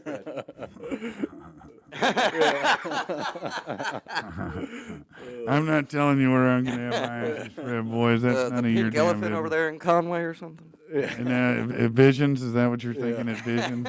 No, I'm probably not going to have them do it at Visions. That's for sure. Oh, that's the peppermint hippo now. Oh, that's is that what it's right. called? That's right. It is. They changed. How did that work out, by the way? The peppermint. Where did that name come from? I'm sure there's got to be a story behind it, right? I think it's like a national chain, if you will. of Okay, strip but club. still, what does peppermint and hippo have to I don't know. Neither of those things invoke nudity images for me. Neither of those sound sexy to me. Right. Yeah, I don't You know. know, I never said, hey, I want to wake up with a peppermint hippo today. I want to see a peppermint hippo naked. Right. I mean, any of that? It sounds a little exotic, I guess. It just depends on what you're into. I mean, if you get enough of that electric, lettuce you were talking about earlier. Maybe it'll make sense then. Okay. All right. We'll get to some other things here. So, former sexiest man alive, Chris Hemsworth, has chimed in this year. And what the hell is this? No, we're not doing that. Let me retract that. I apologize that I even mentioned it. Let me. What? Oh, okay. My commander, my navigator, is leaving. He says, I have control. People, this is frightening. Uh-oh. We're in trouble. Yeah, this is a big problem here, for sure. Here. All right. Thanks, Gunner. All right. Anyway, okay, so award-winning show in the road for long-running and award-winning reality shows following the recent premiere of the 23rd season. The National Graphic show about living near the Arctic Circle has it's being canceled after 23 seasons. Now the 2 stars who have been featured in every season said the show and its 2 spinoffs will not continue beyond the current season. Chip and Agnes, only Agnes could be on National Geographic. It's a National Geographic. Yeah, apparently they said Life Below Zero has run its course. I've never watched that I haven't show. either. That was a good show. I actually I liked did it. you? I watched it. Yeah. Okay. The Oscars host search is on, and Deadpool and Wolverine are in the mix. Wow. That's how desperate they are. I'm not talking about Ryan Reynolds and Hugh Jackman, Deadpool and Wolverine. They'd have to bring them in. Yeah. Maybe would that even get you to watch the Oscars? I don't think so. Was it Ricky? What is it, Ricky? Ricky Gervais? Gervais? Yeah, wasn't he like the last good host, and he kind of roasted everybody in Hollywood, and it's all been Yeah. downhill from there. I love Ricky Gervais. He's Yeah, one of he's the best hilarious. comedians. Matter Oh, of fact, absolutely. Did you ever see his show Afterlife? Yes. Yes. That's was a a great show. It really is. Now, is it dark? Yeah. But is it funny? Yeah, Yeah, it's super real funny. awkward, weird funny. And then, of course, he was great in one of my favorite movies of all time, Shaun of the Dead. Yeah, Sean. Oh, yep. I was about to say. Yeah. No, wait, that's not him. That's the other guy. That's the guy from Star Trek. What's his name? Simon Pegg. Isn't it? Yeah, it's not Ricky Gervais. They look similar. Yeah, yeah, They they do. kinda got the And same sometimes face. I get them confused, but that's still a damn good movie. Have you ever seen Tucker and Dale versus Evil? Yeah, yeah, another good one for Halloween. Yeah. No. No, I've never. Do you like horror films? Something. No. Oh, you Well, gotta watch it's a that. comedy. This one is, and it's probably one of the best horror comedies Yeah, I've you ever. gotta Yeah. watch that, Rich. It's hilarious. Yeah, no, it's good. It's like Evil Dead good if you like that. I don't know. A lot of people do. The Oscars, is that where the slap happened? Was that the Oscars? Or is that the Yeah, Emmys? no, Yeah. that was Or the something. Oscars. Yeah. No, Yeah. you're right. But don't forget that Will can't go for 10 years. 9 more years he can't go to the Oscars. Oh, really? No kidding. I know you're sad. Yeah. Oh, darn. Did they ban? Is that a thing? Do they? Yeah, no, they did for okay. 10 years. He Wow, can't go. I didn't know yeah. that. They Yeah. didn't want to do anything that night, but No, they let him afterwards- sit there Yeah, sit and there. get the award and give a speech Yeah, after, cry and- while the host is up here with a slap mark still on his face. Oh, no. But I think that Chris Rock got the last laugh. I think Oh, he got for a pretty sure. big settlement sure. recently, or an award from a jury for quite a bit of money. Oh yeah. Yeah, that was great for Chris Rock and detrimental to Will Smith. I'm Detrimental. not going to say it destroyed his career, but at least it temporarily did. I mean, I'm a huge Will Smith fan. Loved all of his movies. Yeah. We just tried to watch the newest Bad Boys, and there is like a certain feeling you have watching him now. You're Really? like, man, I'm not as big of a fan anymore because I'm a huge fan of because he was comedy and he was such a good he was the good Yeah, guy, yeah, for you know, sure. and but I think that succubus Jada Pinkett Smith yeah. has some kind of Spell. demon, some kind of Yeah. evil demon spirit or something of that nature. Yeah. And she had some kind of control over him because Yeah. she even threw him under the bus after that. Yeah, for sure. yeah. And I'm like, man, there's got to be a reason you're still with her. And I think we're starting to figure it out, Will. right. I think there's something going on here, you know. I'm not sure what Will likes, but he might have been at a Diddy party. I'm just going to say he could have been at a Diddy party. You know what I mean? I wouldn't doubt it. All right. Here, this is some exciting news for you. Hold on today. Okay. Yeah. Oh, no. Got her. Oh, he's gone, isn't he? He's gone. That's great. That's great. Here, you know what? We've got enough of that. Let's move on to something else right now. Coming up next, we got a double shot of not a damn thing.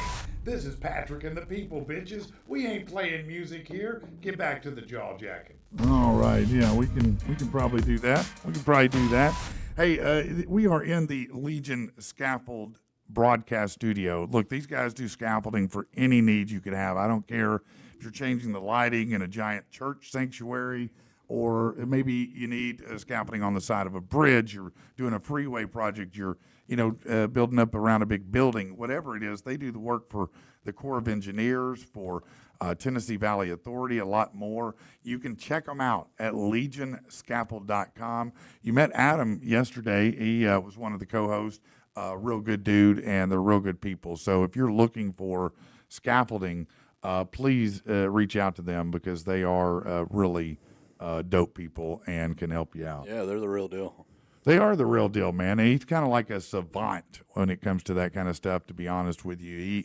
He's one of those people who came up building it and just really mathematically got it. Right. You know, and that kind That's of stuff. important with scaffolding or anything safety related. You want your guys to be on top of their stuff. Well, I'd say it's super important, when it comes to that, because if that goes wrong, everything's gone wrong. Especially if you're in construction, if you've ever worked on scaffolding, you want to know whoever set this up wasn't a carny, And there are some out there that are like that, Oh, for man. sure, Without for a doubt, man. I mean, there's some bad scaffold people out there. Yeah. And it only takes one accident to end it all, you Yep. know.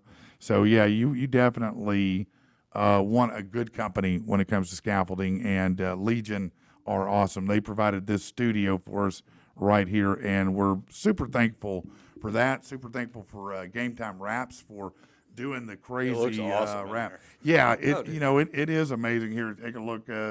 You can see some of the. Well, that's not a good. I'll get you some better angles here. Gunner's gone, so I can't do all the things I'd like to do. But they've done an amazing job. When you come in the lobby door, it looks like a spaceship. Yeah. From the minute you walk in, and you come in here, and that's what the feel is. The console that was built by Spencer Consulting is amazing, and they do great renovation work anywhere in Arkansas. Matter of fact, they're in right now. They got called to Florida, where they're mitigating a lot of the hurricane damage properties. They do that kind of stuff where you have 2 feet of water comes in. You got to basically cut 2 feet of the bottom of the building out. Right. Redo it without the building falling down and get all the moisture out. Right. Not an easy thing to pull off.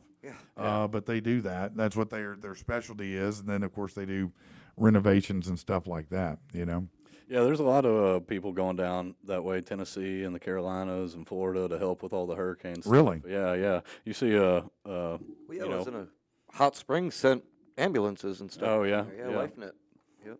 Oh, really? That's cool. I've heard about a bunch of personal helicopter pilots, because there's a lot of people stranded. That's the only way to get to them is through aircraft. And so there's been a ton of people, just their personal pilot's license, flying down there to help people out. And it's crazy to see when a big national thing happens like that, the outpouring of, I'd say community, but I mean, it's people from other states and just the outpouring of people across the country to come help. Because, of course, with situations like that, too, you always get, the government's not helping enough, and that's to be expected. But it's cool to see all the people going down there to pitch in. If I'm going to be honest with you, and I'm not saying we might not be doing a really terrible job with the disasters right now, but I don't remember a single disaster in history where everybody went, man, the government's done such a great job you this so time. much. Wow. Listen, this is the example. Really glad that you did it this way. I mean, no, people are just pissed. I mean, but Understandably. that's to be expected, you know. I mean, you do live in a state that occasionally gets washed away, more or less. I mean, that's kind of, we get the same thing. We get a nice big wind here that tears us up. Yeah. It's called a tornado. Yep. Well, I guess that's really what did a lot of the damage in Florida is the tornadoes that sprout from the hurricane I gotcha. itself, and that's where a lot of that damage Right. comes from. And I didn't know that until Yeah, no, I recently. didn't either. Yeah, that's what happens a lot of times. Okay.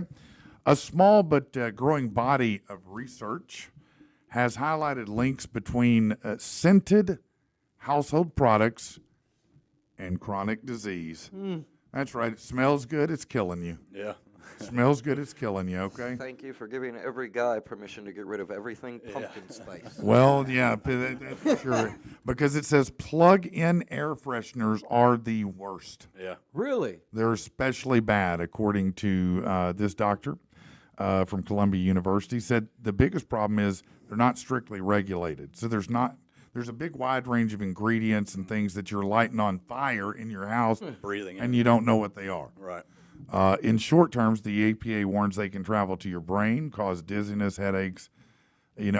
Sometimes if it smells too bad or too strong, I can feel that way. I mean, it'll give you a headache real fast. But in the long term, they've been linked to heart and lung problems, fertility issues, and hormone imbalance.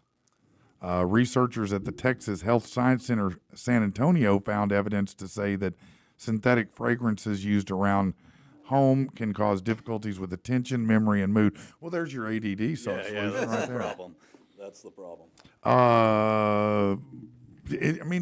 Is there any shock that spraying things in the air anywhere around you is going to possibly cause issues? Not at all.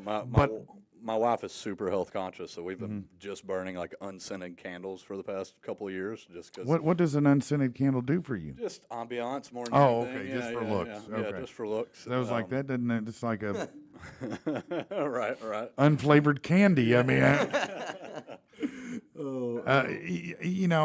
but I would much rather take my chances with the issues, disease from that than I would smell your body odor in your farts. Yeah, that's. I'm sorry. Some things, we can get to a health standard that's too good. Yeah. And I don't want to live that good. Yeah. I get So- what?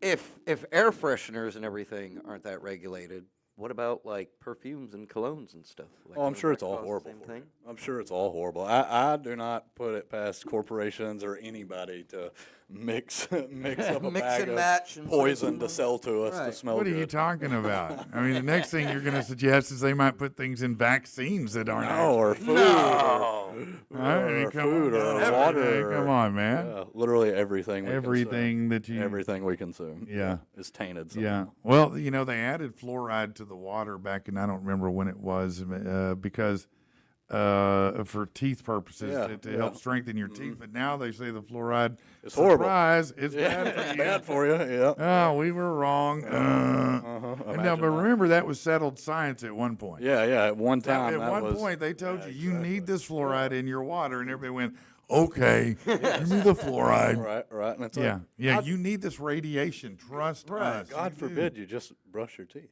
I mean, Yeah. you know what I mean? That was the whole reason. So we had healthier teeth. You know what's weird too is I was talking to a guy from England the other day, and Famously known for their good teeth. well, that's where I was actually going with this. Is he was talking about how only here do we have an obsession with white teeth. Yeah. Now, it's easy to say that when you have a golden shade, Right, I mean, right. he was rocking a good golden shade there, and that's fine. He was happy with it. But, we were talking about that, and he goes, yeah, no, but there's no teeth whitening being done in England. We don't do that over The there. dental economy is. Yeah, plumbing over there. I don't know what if they've got like old Western dentists that just scare them from going. Like they just go in, they get a pair of pliers and put a foot down on them, go, hold on. Yeah. I'm not sure why. Okay, so check this out. If you're looking for reasons to be cheerful, researchers have found one to top your list. Happy people live longer. Well, no shit, Sherlock. Thanks for bringing that to us. We never knew that. Happy people live longer. This $5 million study brought to you by. No, it probably was a $5 million study. But have you ever known people that are too happy that you just can't? You can't process it. You can't like them. You try to, 100%, but they're just 100%. too happy, and you're like, Oh, yeah. you're too untainted to be around me. There's something not right with you. Are you not sad about Is that- something? Bad for me to feel that I'm way. the same way. It is. Oh yeah, for sure. Okay. I feel like we're gonna have like an commercial thing on that, in years. Like after all the depression pills and everything make us really happy, then we'll come out. Yeah. Are you really happy? You know all the what's time? crazy about all the depression pills is every time people start antidepressants that I know, like the first month, they're miserable. Yeah. And I'm like, and then it tells you if you feel suicidal, or, why should you don't give me something that might make me feel that way. Exactly. Now I That's have the opposite. anxiety. It could be the wrong thing for me. Yeah, exactly. That's the opposite of what it's supposed to do. Right. Yeah, I don't know about all that. I mean, that'd be the one thing I'd wonder about is, talk about ADD is how many antidepressants are people on out there? Oh man, it's, And there's nothing wrong with that. I'm just No. saying, I mean, I don't know if it helps or not. I mean, yeah, can it doesn't can- seem like it is. raise your hand if your antidepressant helps you. Yeah, I mean anybody I talk to on them, I mean they're still pretty sad. They all say, well, I take this one, and then I take this one and this one with it. And I'm like, Yeah. so you take this one to feel better, but it doesn't make you really feel better enough. So you take this one to make it feel a little better. Like Denzel Washington in the Plane movie, take a shot of alcohol at 8 and smoke a cigarette at 8:30 and got there. What movie is that? I think it's Flight. Is it Flight? Flight Plan, I Flight think is Plan? what it was. Plan, yeah. Flight No, Plan, that's maybe? Jodie. Isn't that Jodie Foster? Maybe. Let me. You know what? Denzel, he plays a pilot. I think it was based on a true story, but he has Okay. to emergency land a plane. Okay. He does it. He saves everybody, but it turns out he was hopped up on cocaine and airplane booze. Do you care? No, not at all. He saved everybody on the plane. Yeah, do you care? saved I'll everybody on buy the you plane. another bag of cocaine. What are Right? you talking about? I'll take Saved some wherever everybody's you wanna life, go, man. Yeah. Yeah, take some more. Give more of it out. Yeah, whatever he needs. You were right. It's just called Flight. Flight. Just Dude, and Flight. Funny enough, I think there is there's a line in the movie where he says, and it's perfect because today is October 15th, but he says, yes, on October 13th, 14th, and 15th, I was intoxicated. Yeah. You know, when he's doing his court hearing after the plane crash and everything. So Yeah. that was a perfect day to bring that up. Wow. Okay. All right. So apparently, they tell you there's almost never real controversy. It's internet trolls and things like that. But it is just good conversation here. But on The Voice, some amount of and I don't watch that. Do you watch The Voice? No, sir. Do you watch The Voice? No, it's not a show that I get down to. But apparently, one of the contestants told the coaches when he met him after his performance that his pronouns are they and them. And a clip of the guy went on social media, and somebody said, if someone told you when you first met them their pronouns are they and them, what would you think? Would you use they, them while referring to that person? Well, I guess I would. Yeah, I mean, sure. I'm probably just going to use their name. Yeah, I think That's the really the easiest- easiest safe way bet. for It's me the to go. easiest go around. Of Yeah, the whole I'm going to thing. I'm say, just gonna yeah, address what you by Bundy your- said, what Exactly. Bundy said, Bundy did this. That's the easiest way to go. But honestly, I mean, if you told me your name was Frankenstein, I call you Frankenstein. Yeah, so yeah, what do I care whatever. what your pronouns are? Right, right. As long as you're not being a dick. Yeah, exactly. You know, now if you're up here going, it's they, it's they, it's they, I'm going to go, it's about they are going to get their ass kicked. That's what's going to I happen. feel like it is a weird thing to It- bring up immediately on a contestant show like that. Like, What's weird to me about it is why you couldn't pick something that didn't screw with my head grammatically. yeah, Because when you say they, I think plural, and I Yeah, get I'm well, yeah. supposed to, but it screws a whole sentence up. And now I have to reread it twice because I'm getting different meanings from it. right, Right. So I guess that's when they switched to zay, za, zippity doo dah, and all the different platypus. yes, Yeah. That's what I identify as now, a platypus. You don't see my beaver tail and duck bill. If you don't, we need to have a conversation with HR. We have an HR. Well, we will. Yeah, all right. We do now. If you don't see that, we got a problem. we're in trouble. Yeah. All right. Let's see what else is going on here. It being released on DVD. Is there anything good that you give a damn about? No, They're not still, one thing. Still releasing DVDs. That is funny that Yeah. I saw a Redbox Wow. a couple days ago, and I just sat there and looked at it for a minute, going, Did it ask you for $1? Redbox, Redbox, Right? really? Right. I mean, wow. I guess people still maybe if you're traveling or you're in an RV or I think Redbox is just panhandling at this point. man, I mean, it seems like just download Right. Tubi and Crackle and a couple other crappy Right. free apps, and you can take care of the kids all day. Yeah. Do you use apps to watch TV or I'd say TV, but YouTube TV. What do is you like our watch? YouTube TV, and I mean we subscribe to almost everything. HBO Max, Okay. Hulu. We got all the apps. We got Okay. rid of basic cable. Yeah, see, we keep shuffling free trials on apps. Yeah, That's how my yeah. wife likes Yep. to manage it. Free trial to free trial. So we'll have Paramount for a while. Right. Then it'll be gone, and you have to get used to Hulu. Yeah. That'll be gone. I get used to Netflix. That's gone now. We just because we just switched phone carrier, and apparently Oh, perfect. T-Mobile paid for Netflix, and boy, the moment I switched, that was gone. I was like, oh, no more Netflix. It's Tubi time. Yeah. Tubi has some really good and some really bad movies. I haven't got Tubi yet. I haven't. Man, Tubi is it's owned by Fox. Okay. But they have a lot of good movies to stream, and they do have a lot of decent originals. That what they have are a lot of action movies. Yeah. Some of them are just crap. Yeah. Like they have a lot of fat Steven Seagal action movies. Like straight to TV. Oh films, yeah. They were never in a theater Right, at any right. time. No, there's no theater who ever would have played that. No, he's MC Twinkie here trying to smash somebody and do jujitsu and whatnot. Dolph Lundgren's got like 1 billion movies on there. Oh, I don't know. It's somewhere around 60. He must have got a resurgence in his career and became a new action star again.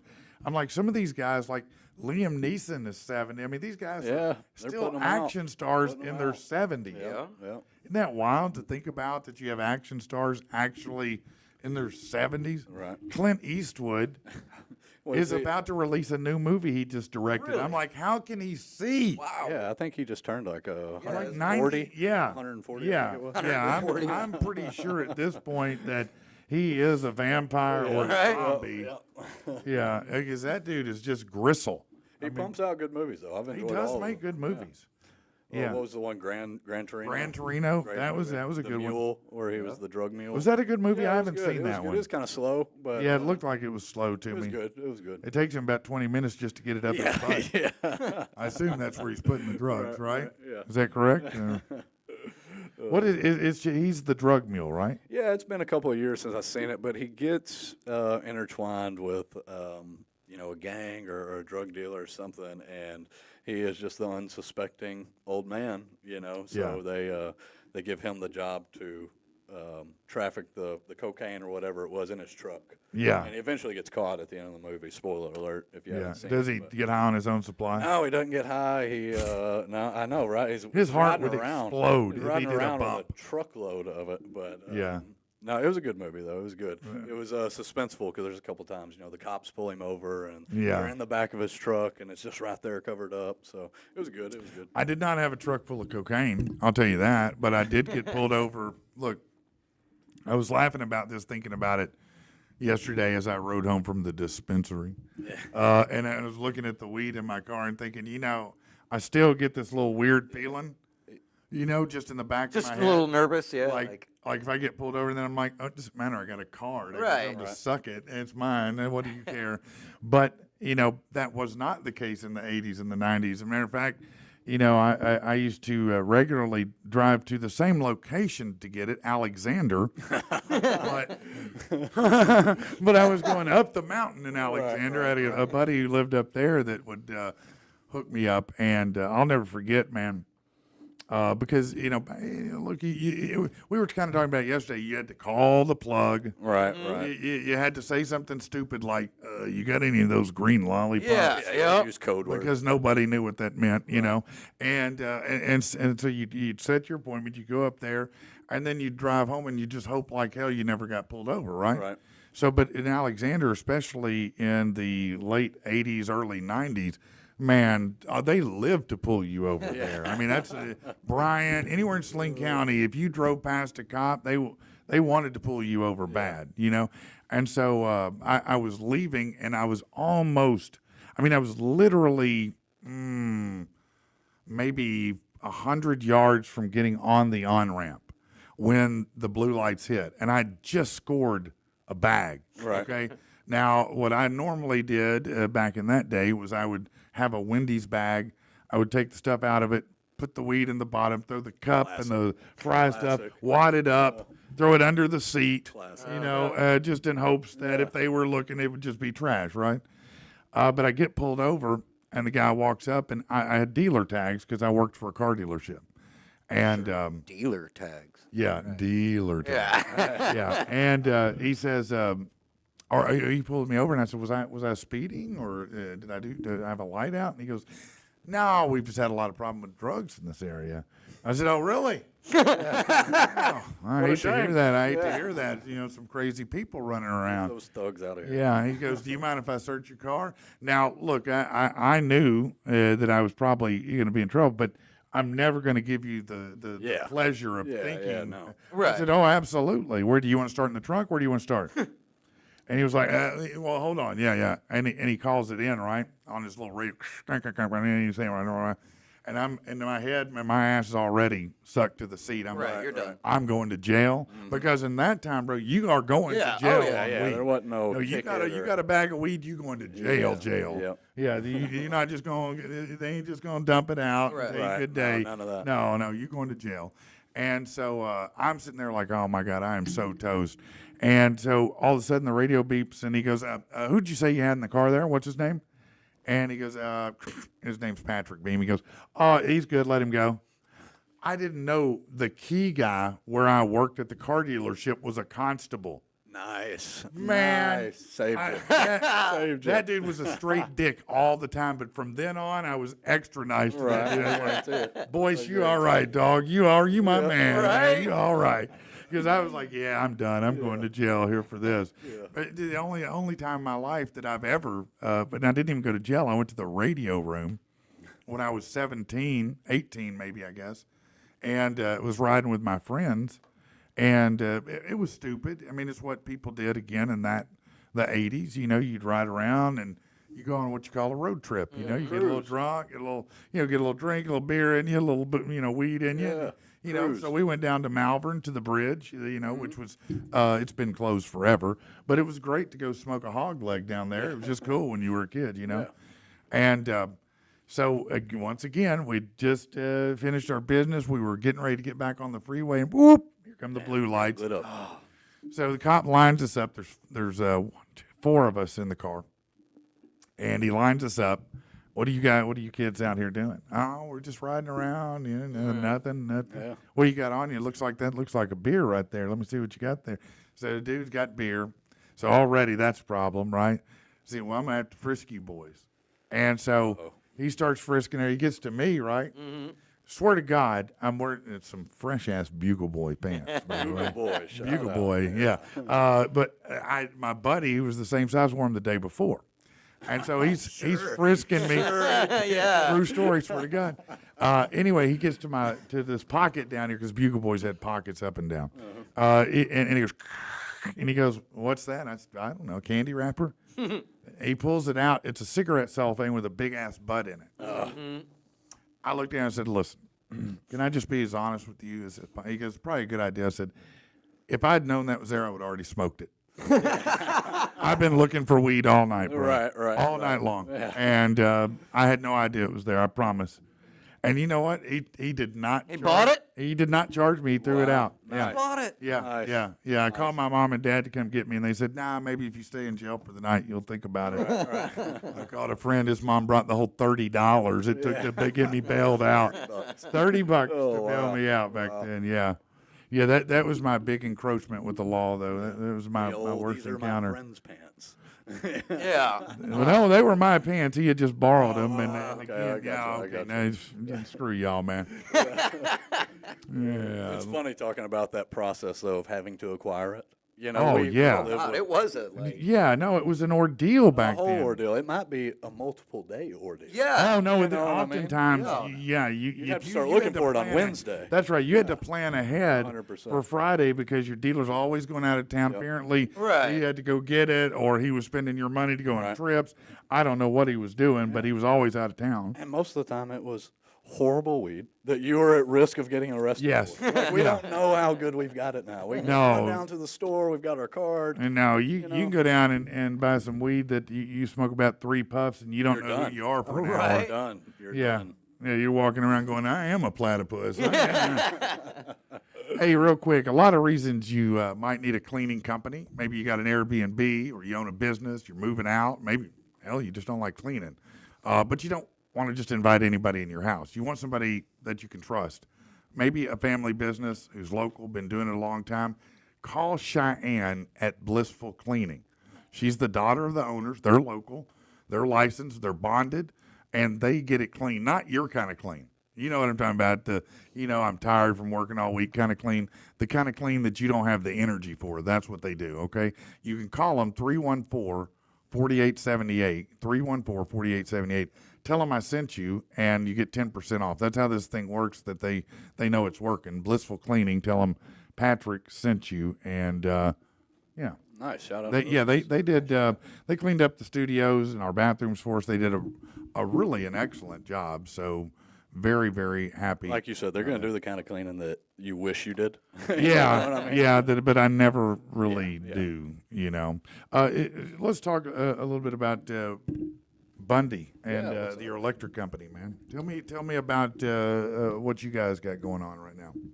I started it in 2017, and just like I'm sure everybody knows, we're all getting screwed on our pay out here. No matter what you do, almost. You Yeah, can say, that's ain't pretty none true. of us making enough. Yeah, my boss sucks. Yeah. Oh, but that was just one motivator. I've always been an entrepreneur at heart.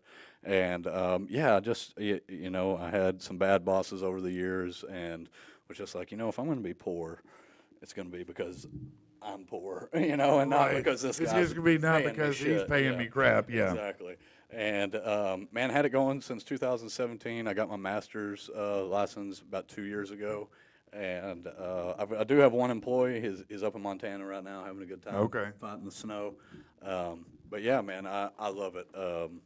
Just being an entrepreneur, not just an electrician, but just, you know, making my own money, calling my own shots. If I don't want to get to the job till 8 o'clock, I don't have to. You know, I can. Yeah. Like I said, I just wanted control of my own life. And my Now, own income. obviously, you know, you're trained and certified and schooled, and I'm sure you go to great lengths not to shock yourself. Yeah, for sure. However, I'm sure there has to be a circumstance at some point in your history where maybe you got the bite. Oh, for sure. got bit. I couldn't even tell you how many times, honestly. Really? Yeah. Especially working for myself, you know, there's a lot of back and forth. You know, if I'm power checking something, I got to walk through a house all the way to the kitchen and Okay. seeing something's hot, it's not. So go back to the breaker box. So just in that, just having one set of hands on a job. You do it like a 9-volt battery. You just put your tongue. Yeah, in. yeah. Just put my tongue right to it. Wake me up in the morning. Yeah. Better than a ice bath. Yeah. What's the worst shock you ever got? You say. You You know, ever had one that really rocked you? Not really. I honestly can't say I've ever just been knocked off a ladder or Nothing like anything that. No, all you know, from something that would be like your receptacle, which is enough to wake you up, but not Yeah. enough to kill you. You know. No, but now 220 might. Yeah. I've been hit with 220 a couple times, but nothing. I mean, just brushing a wire or something with my Okay. hand. Nothing that. Yeah, that's why I don't mess with electrical because I'm always scared I'm gonna shock myself. I'm gonna do something dumb and shock myself. You know, it's hard to shock yourself with. I've made plenty of plumbing mistakes. Yeah. Yeah, I made and you don't think that you can really do bad things like that, but yeah, you can. Oh, yeah, you can for do sure. real bad things. sure. We had a place out briefly in Bauxite, and I decided, well, I talked to my friend about how to put a new tub in, and he painstakingly walked me through the process, Right. and of course, as a watcher of YouTube videos, I can do anything. I got right? it. I can Let's do go. this. Let's throw this tub in. No, it was a 2-story.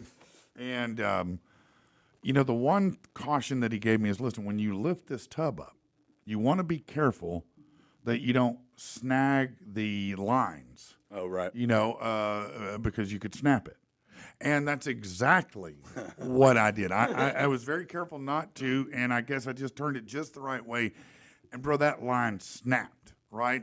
And so now water's just flowing. It's gushing. It's like a hose with the spray nozzle, right? And the water cutoff for this house was literally a quarter mile away. Down the block. I had to drive to it. That's how far I had to drive to it. And Tub's on the second floor. yes. Oh, God. Yeah. Nightmare. It was raining in my garage. Nightmare. It was on my Corvette at the time that I had. yellow Corvette. Yeah. My wife lost her damn mind. I told you didn't know what you were doing. You shouldn't be. It's the worst feeling as a guy when you think you really got it figured out.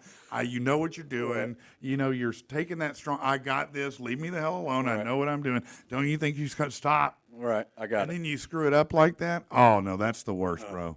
That's the worst feeling in the world. You're like, yeah, I'm gonna stop by. I did that. I I'll sure call the did. plumber next time. Yeah, no, I didn't. Yeah. No, I didn't. No, didn't learn the lesson. No, I did it again in the kitchen. As an electrician, those are some of my favorite people who try to do it themselves because then. Oh, because they screw it up for They sure. screw it They'll up learn worse. real fast. Yeah, They messed it up. Yep. Just use that as a tagline, like we'll fix what your husband messed up or something. Yeah. There you You're right. go. Yeah, that's a good. It's a I good need that. tagline, I need that actually. on my business card. It's weird. I've learned a lot because my investors buy homes that the Spencer guys flip. They do the Right. renovations, and when you go in to do electrical work, man, you never know what you're going to find, especially in some of these older homes where they have something called knob and tube. Knob and tube, yeah. I thought that was something that happened in my room in the 80s. Right? But what is that exactly? So it's back in the day when they ran electrical wire. For one, the sheathing on it was nothing. You know, it was Right. like cloth, and Yeah. a lot of it now you'll see it'll just break right off, and you'll have a bare wire. But to kind of secure the wire through the attic, they would nail down these little porcelain knobs. Okay. And they're in the shape of a tube, so knob and tube. And they would just wrap the wire around that and then continue the run. Okay. But the wire's exposed on top of the attic rafters. So it's probably not good. No, if you've got knob and tube, give me a call. Yeah. Give me a call. You probably should give me the call. It's probably not Sure. Yeah, no, I recommend to anybody at least get an evaluation on it because some of it is grandfathered in. It's been working this whole time. But the biggest thing you see is fire risk. And once you've seen somebody's house or business burn down due to an electrical fire, it really makes me, especially being an electrician, just go out of my way. More cautious. Yeah, more cautious. And there's a ton of stuff, and you'll go up in an attic and see 5 other electricians have looked at this and left it exactly how it is. And it's a risk, and it just needs to be. Yeah, it might be working fine now, but you never just want to count on that. Electrical is the but thing. we're all creatures of habit. Like if it's not broke, don't fix it. I ain't got Exactly. 10 grand, and Exactly. if you swap out an entire electrical system in a house, it can get Oh, yeah, for expensive. sure, for sure. If you're doing a full reno. Yeah. But yeah, it's definitely. I always tell people it's the most important thing you put into a house when you're building it or remodeling. Now let me ask you, because you become an electrician, did it just now it automatically lends itself to anything electric? You find yourself having the ability to work on it, do things. I'm a little more. Yeah, I would say so. Like would you work on a car electric, for example? I'd say I wouldn't. I could No. navigate it. I could navigate it with YouTube and just Yeah. my general knowledge of electrical, but it's not something I'm proficient at, like wiring a house. Yeah, so you're not just going to jump out if I have an electrical harness problem in the car. Go, Bundy, come over and fix this for me. So go to O'Reilly's. Yeah, and, you go find you a mechanic. Yep, bro. I'm not a yep, yep, mechanic. yep. Yeah. But yeah, I get people that ask me that all the time. Hey, I've got this electrical problem on my car or something. It's like, that's not the kind of electrical I deal with. Okay. All right. Now, Rich, did you ever, growing up, do trade jobs of any kind?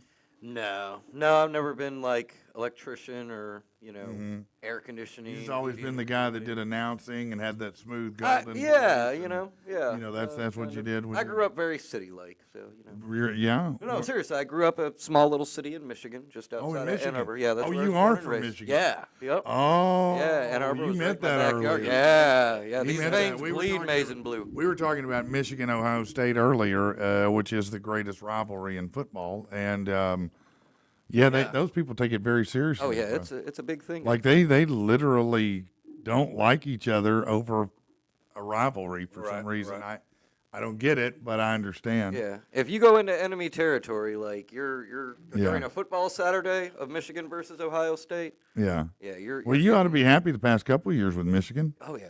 Oh yeah. I mean, It's Ohio. been Good. Huh? better Well, they than the beat Ohio Razorbacks. State, I think. Yeah. Yeah, like the last Everybody 3 years does in a better row. than the Razorbacks, bro. Y'all are getting us back this year, then. Yeah, for yeah, sure, guaranteed. Yeah, you think? Oh yeah, Michigan's so. not going to beat Ohio State this year. No? No way. Well, they just got beat by Oregon. Who did? Ohio State? Yeah. Really? Yeah. I didn't see that game. Yeah, they got beat by 1 point by Well, Oregon. I mean, hey, But man. Oregon was, they were ranked 4th. Now Yeah, Oregon's always got a good football program. they are Mighty Ducks. I mean, hey, they came in and surprised Michigan a few years ago. Yeah, Not that it was hard back then, but yeah. Not like the Appalachian State. yeah, That was a rough one. We're not going to That talk about was that a one. rough one, right? Appalachian State, man. Yeah, they surprise you now and again. You've always been a Razorback fan, haven't you? Yeah, You yeah, grew up long-time here, Razorback fan. I know people get worked up about it. I've listened to the call-in shows before when I was younger. I don't like them much anymore. Yeah, tell me about those Magnolia dung beetles. I'll hang up and listen. I don't care about Magnolia and what they're doing, honestly. But people think the Razorbacks should every year be in the mix for a ring, and I'm like, man, have you seen the other about to schools say that are recruiting? Would you rather? No disrespect, but if you're 18, would you rather go to Miami? Yeah. or Fayetteville. And even talking about Oregon, people, like to talk about their uniforms. I think it's plays a huge part in their recruiting. Those Right. guys coming out of high school, they want to look Maybe. good. They want to Maybe. They want to have a brand new uniform every game, and look Yeah. slick while they're out there. Now, Alabama used to out recruit us all the time because of Nick Saban. Now, I don't know if they will now, but I mean, everybody just about will out. It's hard to beat the recruiting to be that team. That's why, Petrino, the reason people get excited is he's a creative play caller. Right. He's very innovative. And so when you don't have the skill or size that you need, you use trickery, so to you speak. innovate. You innovate, and that's what they're doing when they're trying to line up against the Ohio States. But if you think that Arkansas is ever going to be held in the same regard as an Ohio State or an Alabama, you're crazy. It's not going to happen. It's not, unless maybe if the climate change brings the ocean up to South Arkansas, then maybe. We might have an opportunity with that. Our basketball team's got some money this year, though. We've worked out all the Man, money for Calipari. Yeah, we got Calipari over there. How's that going for us? Actually, we're talking about Kansas being one of the picks, for a national championship this year, and I think we actually play them in an exhibition game this month or early next month. Yeah. So that'll be a good indicator for the rest of the season, just seeing how we hold up against Kansas. I think it's going to be exciting. It's going to be a good season. I think basketball, we have a much better opportunity to be a competitive year after year type team. We've done that before than we do in football. I don't think we can. We've got that Tyson chicken money. Well, the football has that too, but it's not. But true. basketball's just not paying different. out, I don't know. Maybe it's just because it's not as many players. Right. I'm not sure what the reasons are, but it's a whole, like baseball. It's a whole different animal. Altogether. All right. So, Rich, talk a little bit about what's going on in the. A lot of people don't realize this. A lot of people are fans of sports, athletics. Maybe you grew up watching WWE or WCW, any of that type of stuff. But, there's been a huge resurgence in interest in wrestling, not only on a televised level, but on a local level, where you're seeing these really well-funded, well-produced, well-organized wrestling leagues that are really doing things, and it's happening here. Tell me a little bit about what's going on with that. Why has there been such a resurgence, and what's happening with it? Well, I mean, really, to start there, you kind of have to go back to the old territory days, where you had, back before WWF, Mid-South Man, yeah, you had wrestling and Mid-South Texas and exactly. And Arkansas used to be a really big hot spot for those wrestling promotions. You'd have them come through, almost every week. No, my grandfather used to take me to Barton Coliseum, Barton, to see wrestling all the time. I mean, I saw, all the old people that probably a lot of people don't know, Junkyard Dog, Iron Sheik, Iron Sheik, the Hart brothers, Jimmy Hart. I mean, Andre the Giant, all the classic guys. I've seen them all. Right. Yep. And they were here all the time. Yeah, and so now you have a lot of, I guess essentially fans of wrestling that know it and have trained in it and are now bringing up their own promotions around Arkansas, and they're all taking off. And even we started one in Hot Springs just because we wanted more wrestling around. And myself being an announcer, myself and a couple of friends, we all went in together and co-own our own promotion called Vapors Championship Wrestling. Yeah. Nice. But same deal. We partnered up with a couple of other promotions, and the general feel, especially by promoters, is just we want to make wrestling matter again in Arkansas. Right. We'd love to get it back to those days. Yeah. Yeah. What does it take to do that, do you think? Oh gosh, a lot. It does take a lot, doesn't it? Yeah. Because not only do you have to have a cast, right? You have to have a cast of people with some discernible talent, right? Both physically and in other ways, right? Oh, absolutely. Well, I mean, the first thing is you always want trained people in the ring. I mean, whatever you think about wrestling, we're not going to get into all that, but to me, it is very no. It's very athletic, very requiring, and very demanding, very physical.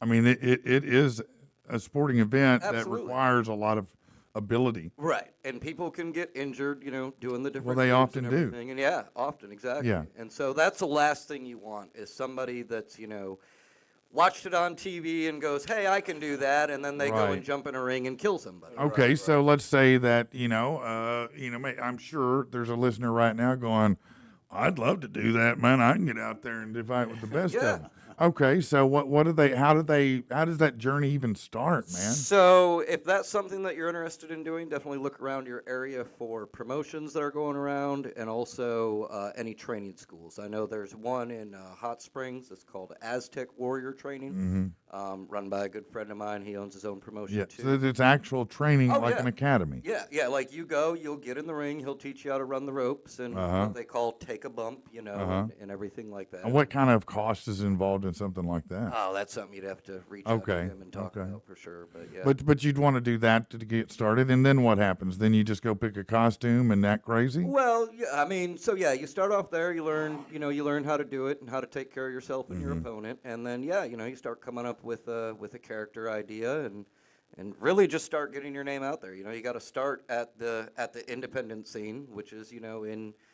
like they always make the joke in bingo halls and everything. Right. Yeah, But yeah. That's But that's really facts, where you yeah. start.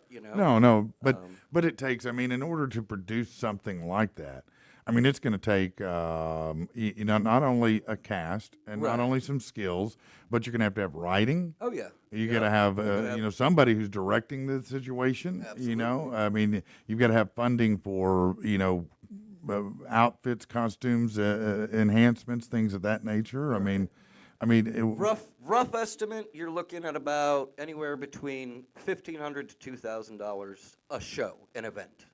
just to put it on, Just to put on one produce event. it, just to produce it. Yeah. That's venue, talent, music equipment, ring, lighting, everything. Yeah. To put on a decent event, you're looking at about $2,000. Yeah. Now I wonder how many people jump in and then realize, oh, that's I can't do this. Yeah, I screwed up. Yep. Yeah, when they're being held up in the air by some 6'5" guy about to be dropped on the mat, they're like, yeah, maybe I I goofed may up. need to second think this. Yeah, does that happen occasionally? I'm sure it has. I haven't seen it personally happen. Most of the people, I mean, normally that would happen when you're in training. You're gonna get a good example of what to expect when Okay. you're going through the training. So you're going to get body slammed and Oh, whatnot yeah. and Oh, yeah. do all that. Yeah. I even being an announcer, like my first break into it, I went up to a guy and he was like, well, come out, I'll show you how to do some things. We might use you as a wrestler. And I was Yeah. like, I have no athletic ability at all. Like, I have a voice. I can't get slammed at all. And so Yeah. he was like, well, come out and try it out. And so I got in the ring and I ran the ropes. Right. And I'm a smoker. So after running the ropes like 5 times, I was like, and then he goes, okay, do a roll. And it's like, you got it like a quarter roll, and you kind of put your arm up, and you literally like flip yourself Yeah. over. I could not do that for the life of me. No, Like, you just couldn't. do it. I would fall over, I'd fall to the side, but my brain would not let me, do that movement at all. So Yeah. There's anybody who questions how real it is, I always tell them, go through a training session one time and tell me how real it is. Yeah. Well, I think that's the most impressive part is The physicality. Well, you know what's coming. Yeah. You know this is about to hurt. Like, Right. Oh yeah, I mean, you have to know. accept the pain. Right. No, you're right. You do have to choose pain. Right. Yeah, I choose for you to hurt me while I make a living. Right. That is kind of a weird sadomasochistic thing in a weird way. I mean, isn't it? yeah, absolutely. And I've seen some, there's a, Now look, I learned something. You've heard of lot lizards, right? You know what that is, a lot lizard. If you're a truck driver, you know what that is. Have you heard of mud crickets? yeah. Okay, that's if you're like an ATVer. That's like a lot lizard, but apparently they're at the ATV park. We call them ring rats. Ring rats. Ring I rats. knew there had to be one. Yes. Oh my God. The ring rat. The ring rats. Yeah. Yep. What do we have? Do we have any groupies? The radio? Yeah. Broke dicks. Hold on, let's see. It doesn't say it on the box, but Hot Pockets will totally burn your penis. Let's see here. Hi, found you. What? I didn't know you were gay. I'm not. I found you on Grindr. Tinder. I'm on Tinder. You're on Grindr. That's why guys keep coming up to me in shops. Like these. Hey. All right. Let's get to this. I think it's just about time that we do some really, really bad stuff around here.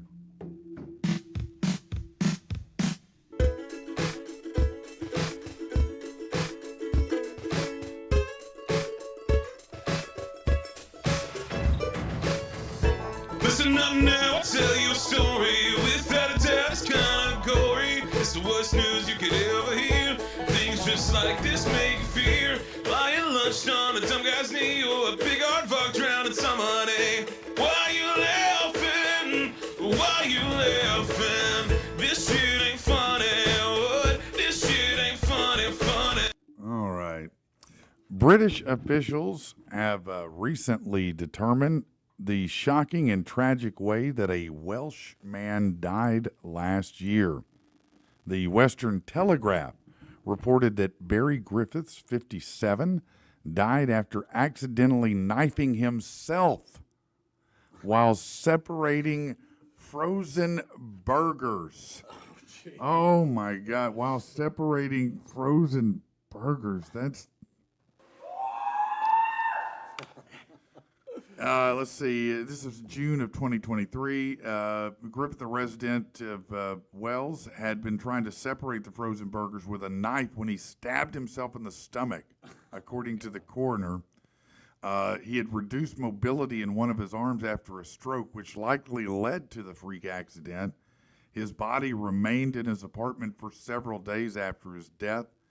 Noted that he had a relatively private life with limited contact with others. So it took a little over a week for them to come in and find his guts hanging out, I guess. Wow. But man, what a crappy. Haven't we all used a knife the wrong way like that at some time where you should have hurt yourself but you barely missed it? I'm gonna be pissed if I go out like that. No, I don't want to go out like that.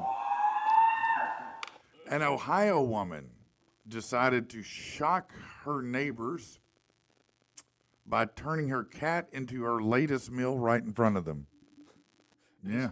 Is this what we've been hearing about? This might be what we've been hearing about. This could be what we've been hearing about. I don't know. Let's find out. According to the Canton Police Department, 27-year-old Alexis Talia Farrell killed the cat by first stomping on it. Jesus.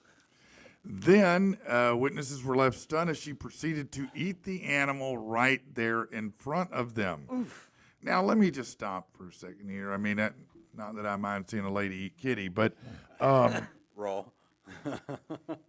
Is there no E. coli? Is there no salmonella with cats? Is there no trichinalia? I mean, I know if I eat any other thing uncooked, it's not normally good for me. If you eat uncooked cat, is there a possibility? Could you get something? I mean, surely. I mean, you eat the wrong cat, you can get a lot of things, I guess. Right? She's gonna be in distress like that shark was the other day. The shark in distress, yeah. All right, let's go on to this one then. Another week, another deadly encounter between a man and bear, and once again, it didn't end well for the actual carnivore.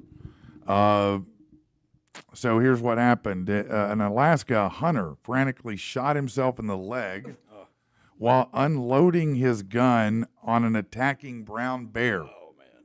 Yeah, 32-year-old Tyler Johnson waited for help while he recounted on video how he and his dad, Chris, were attacked while hiking off the trail on the Kenai Peninsula Saturday. Said, we startled her, or him, and it comes charging at my dad.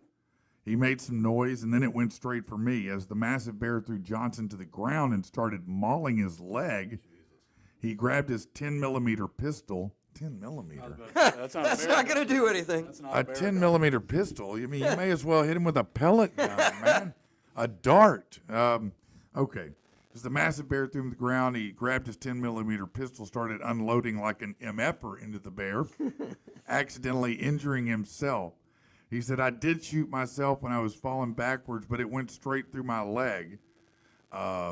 It's a beautiful day, he said, seemingly oblivious. Oh, it doesn't matter. But at first moment, he said adrenaline stopped him from feeling any pain, and breathing exercise helped him cope. But he said later that shit really hurt. Yeah. You think? Yeah, no, it really hurt, But I guess he did at least get the bear gone. Yeah, dude, that is a nightmare. But the bear did not die. He just left. Wow. Yeah, I don't know what a 10 millimeter, what that kind of bullet that is. I know a 9 millimeters, that'll air condition your brain for you. But I don't know what a 10 millimeter will or won't do. Usually if we hike in the backcountry up there, I'm carrying a 45 or a 44 special or something. Yeah, Something packs one of those long Clint Eastwood type barrels. Take you about 20 minutes to get the barrel out. A lot of people just carry bear spray. That's the big thing up there. It's bear Well, I would think so. I would carry anything I could carry. A taser, bear spray, a gun. a firearm. Yeah, not fire a- stick, a boomstick, something. just a stick. I mean, anything. I mean, it doesn't matter what it is. Here, bear, go fetch. But you haven't had a lot of bear encounters. You said No, though. that was my only Just the one. one I've that seen you some mentioned in the earlier. wild from a distance. But Yeah, that's the only one. but not up on you like that. No.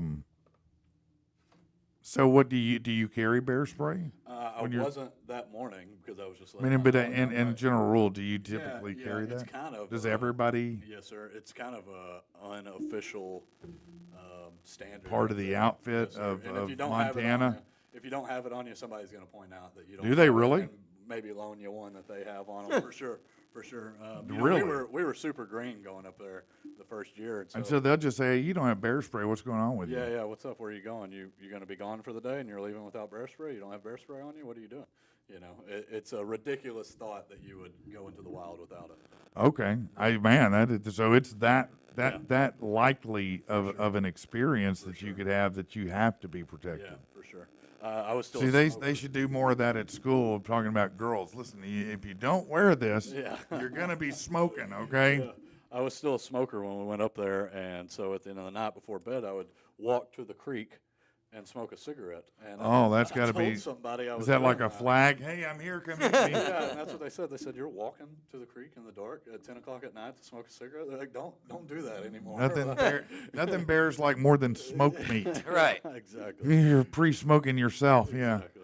All right. Police identified the remains of a human head and a set of human hands as a missing girl last seen in 2005. They identified the severed head and hand found in a freezer of a recently sold home in Grand Junction as belonging to Amanda Overstreet, who was the daughter of the previous homeowner. Wow. You don't think that if you're going to move, that you take your dead daughter with you? It seems like you wouldn't leave that behind. A lot of things you might forget. Right. Oh, and you know what? I forgot my hat's behind the door. Or, oh, man, I forgot to get in that closet. But, forgetting a severed head and hand. Seems like something that'd be the top. Yeah, it seems like it was. Since she was 16 when she was killed, the remains were discovered in January when new homeowners were clearing out the property. That probably was a bad homeowner experience right there. That's one of those where you got to go, should I just move? All right. Should I be done? Yeah. Let me ask you this. If you buy a home and you move in and you end up finding a dead body, will you move? Either move or take a cut on the price. I want the price knocked down a little bit if I find a head in there. Yeah? Yeah. Well, you've already bought it. You're not getting a deal. You already bought the house. Yeah. So. Yeah, I'd probably move, I guess. Would you? Yeah, I It'd think freak so. you out that Yeah, much. I What think about so. you, man? Yeah, I'd be out. I'm done. No? Yeah, no. Now I'm gonna. I'm moving. I'm going. I'm gonna. Yeah, I'm absolutely. I'm gonna put something around it and make it a tourist attraction. You ever seen a dead body? Come to my house. I got one right here, right now. Come on, man. Wouldn't mind an old casserole or something that was left in the fridge. Yeah. I don't know about a human head. I think it's great. Anyway, they said we were all guessing who it was because we started thinking like, well, man, who was there? We never saw this girl. The last known record of Amanda Overstreet dated back to 2005. No missing person report, no record of disappearance. Hell, apparently nobody even ever saw her. Said I'd walk my dogs about once every other day or so, and even walking by the house, it smelled like mildew and like disgusting. Actually, it'd make you sick just walking by. Ooh. You know, you see that sometimes in these, like, man, we bought this house, and I'm not saying any names, but it was a hoarder house. Oh, right. And, you know, you think that's just on TV. Did you just see that? Those are, you know, but it's not. No, that's. And I'm going to tell you something. The funk Yeah. in those places is powerful. I mean, I don't know how they can sit in all of that. Right. And, I mean, you got to know. I mean, there's no way you don't go, man, this place is ripe. Right. Even you can't get that nose blind. I mean, it smells like cadavers around you. Right. Yeah, I mean, Just it's years of buildup. just, trash that's never taken out. Rat, you know, if you got all that stuff, then that means you've got rodents. Yeah. And what do rodents do? They do two things really well: poop and bang. Yep. Yeah, that's what they do the best: poop and bang. You know, and they just keep making more of them. Right. When they were emptying out, they said we could hear the rats moving from one part of the room to the other. And I was like, that's a little rough right there. Maybe they kept her company before. I don't know, but maybe they were friends. Those are my friends in the wall. Like Ben. Okay, let's move on to this one here. A pot with cooked human body parts found still warm to the touch in the kitchen when Kentucky police showed up. That's right. A woman was arrested after police found her mom's dismembered body cooking inside a kitchen pot. No, nothing to see here. It's just my mom in a pot. It's my mom in a pot.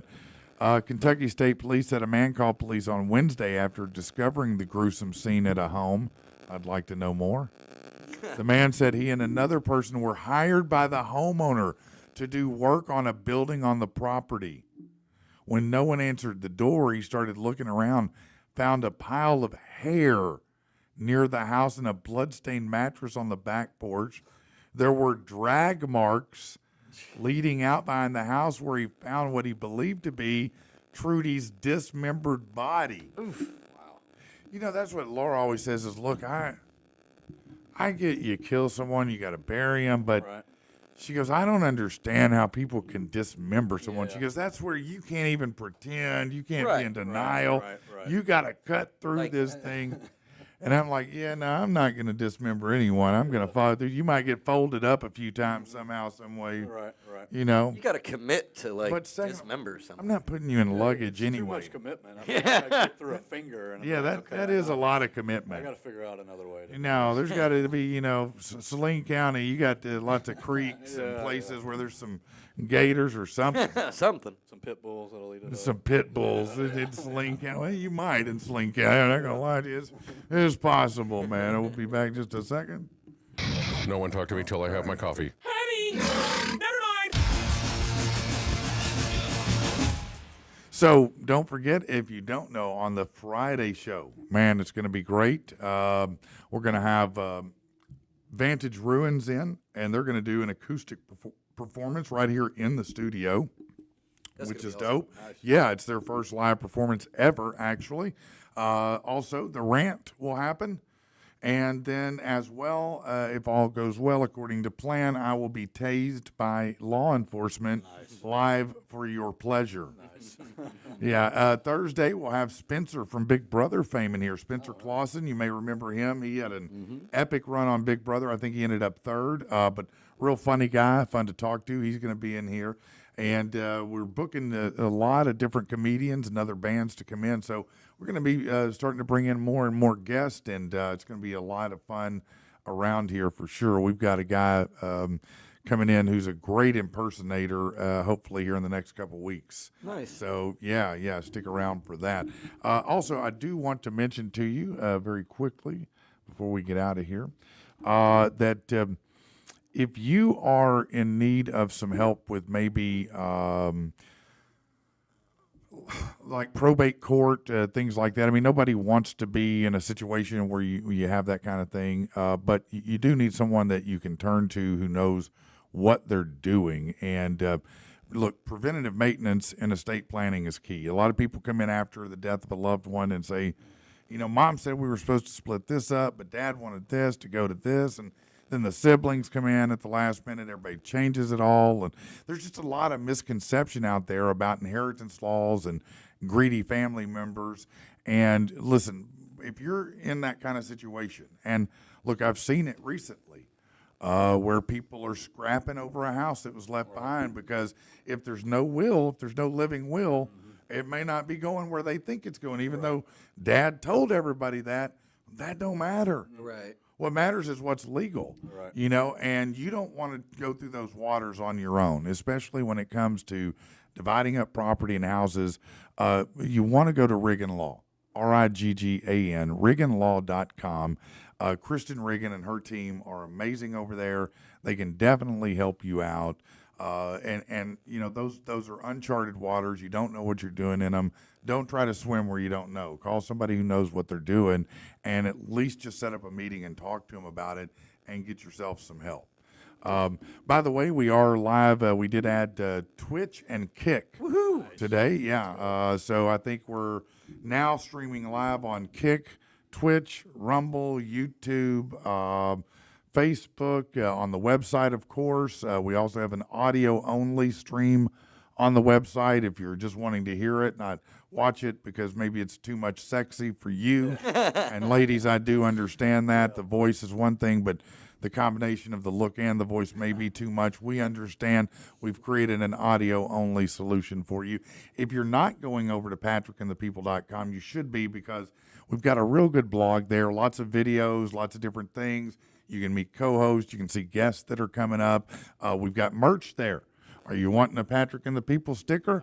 Yeah, you might. You might want to, you know, cut a mug. You might want a shirt. I was going to say, how do we get one of them fancy shirts? Yeah, man. You go over to patrickandthepeople.com and just click the merch area right there. And soon, very, very, very soon, I know a lot of you out there think, well, I could be a radio guy. I could do this. You know, I got a good mouth on me. Well, pause. Pause. But we're going to give you that opportunity soon. We're going to launch a contest where I'll tell you, if you think you're good, give me a 30-second video showing me why you should be on the show with us. And maybe you'll find yourself sitting up here one day, because we want to bring in a lot of listeners and viewers, because, look, you don't see it behind the scenes. It's a lot of fun to be part of, and it's a cool club to be in, to be able to come up and do something like that. So we're gonna give some opportunities for you to do that. Also, just as a measure to all my food truck people, we're probably going to be doing some food truck stuff. If you are a food truck person, vendor, reach out to me, because we're about to put something together, and I think you guys will want to be part of it. And if you're looking to get ads on Patrick and the People, all you got to do is reach out to us through the website. It's real simple. It's real easy. We only allow local small business to advertise. The rates are stupid low. So if you're looking for something effective, but very inexpensive and dope, then reach out to us for that too. We get new advertisers all the time. Listen, that is it for today. I hope you've enjoyed it. We're getting a little smoother. I think it was a little bit smoother today. Absolutely. It's going to get a little bit better and a little bit better every day. You give us a couple weeks here, we'll get all the kinks worked we're out. gonna be rolling. I think we're going to have something to talk about here, guys. I absolutely agree. I think we're off to a great start. All right. Well, certainly appreciate everybody who's been here and shared this with us today, and we'll be back tomorrow morning at 6:30, okay? We will see you then. Brought to you by that gunk in the back of your throat. That gunk in the back of your throat. Some today.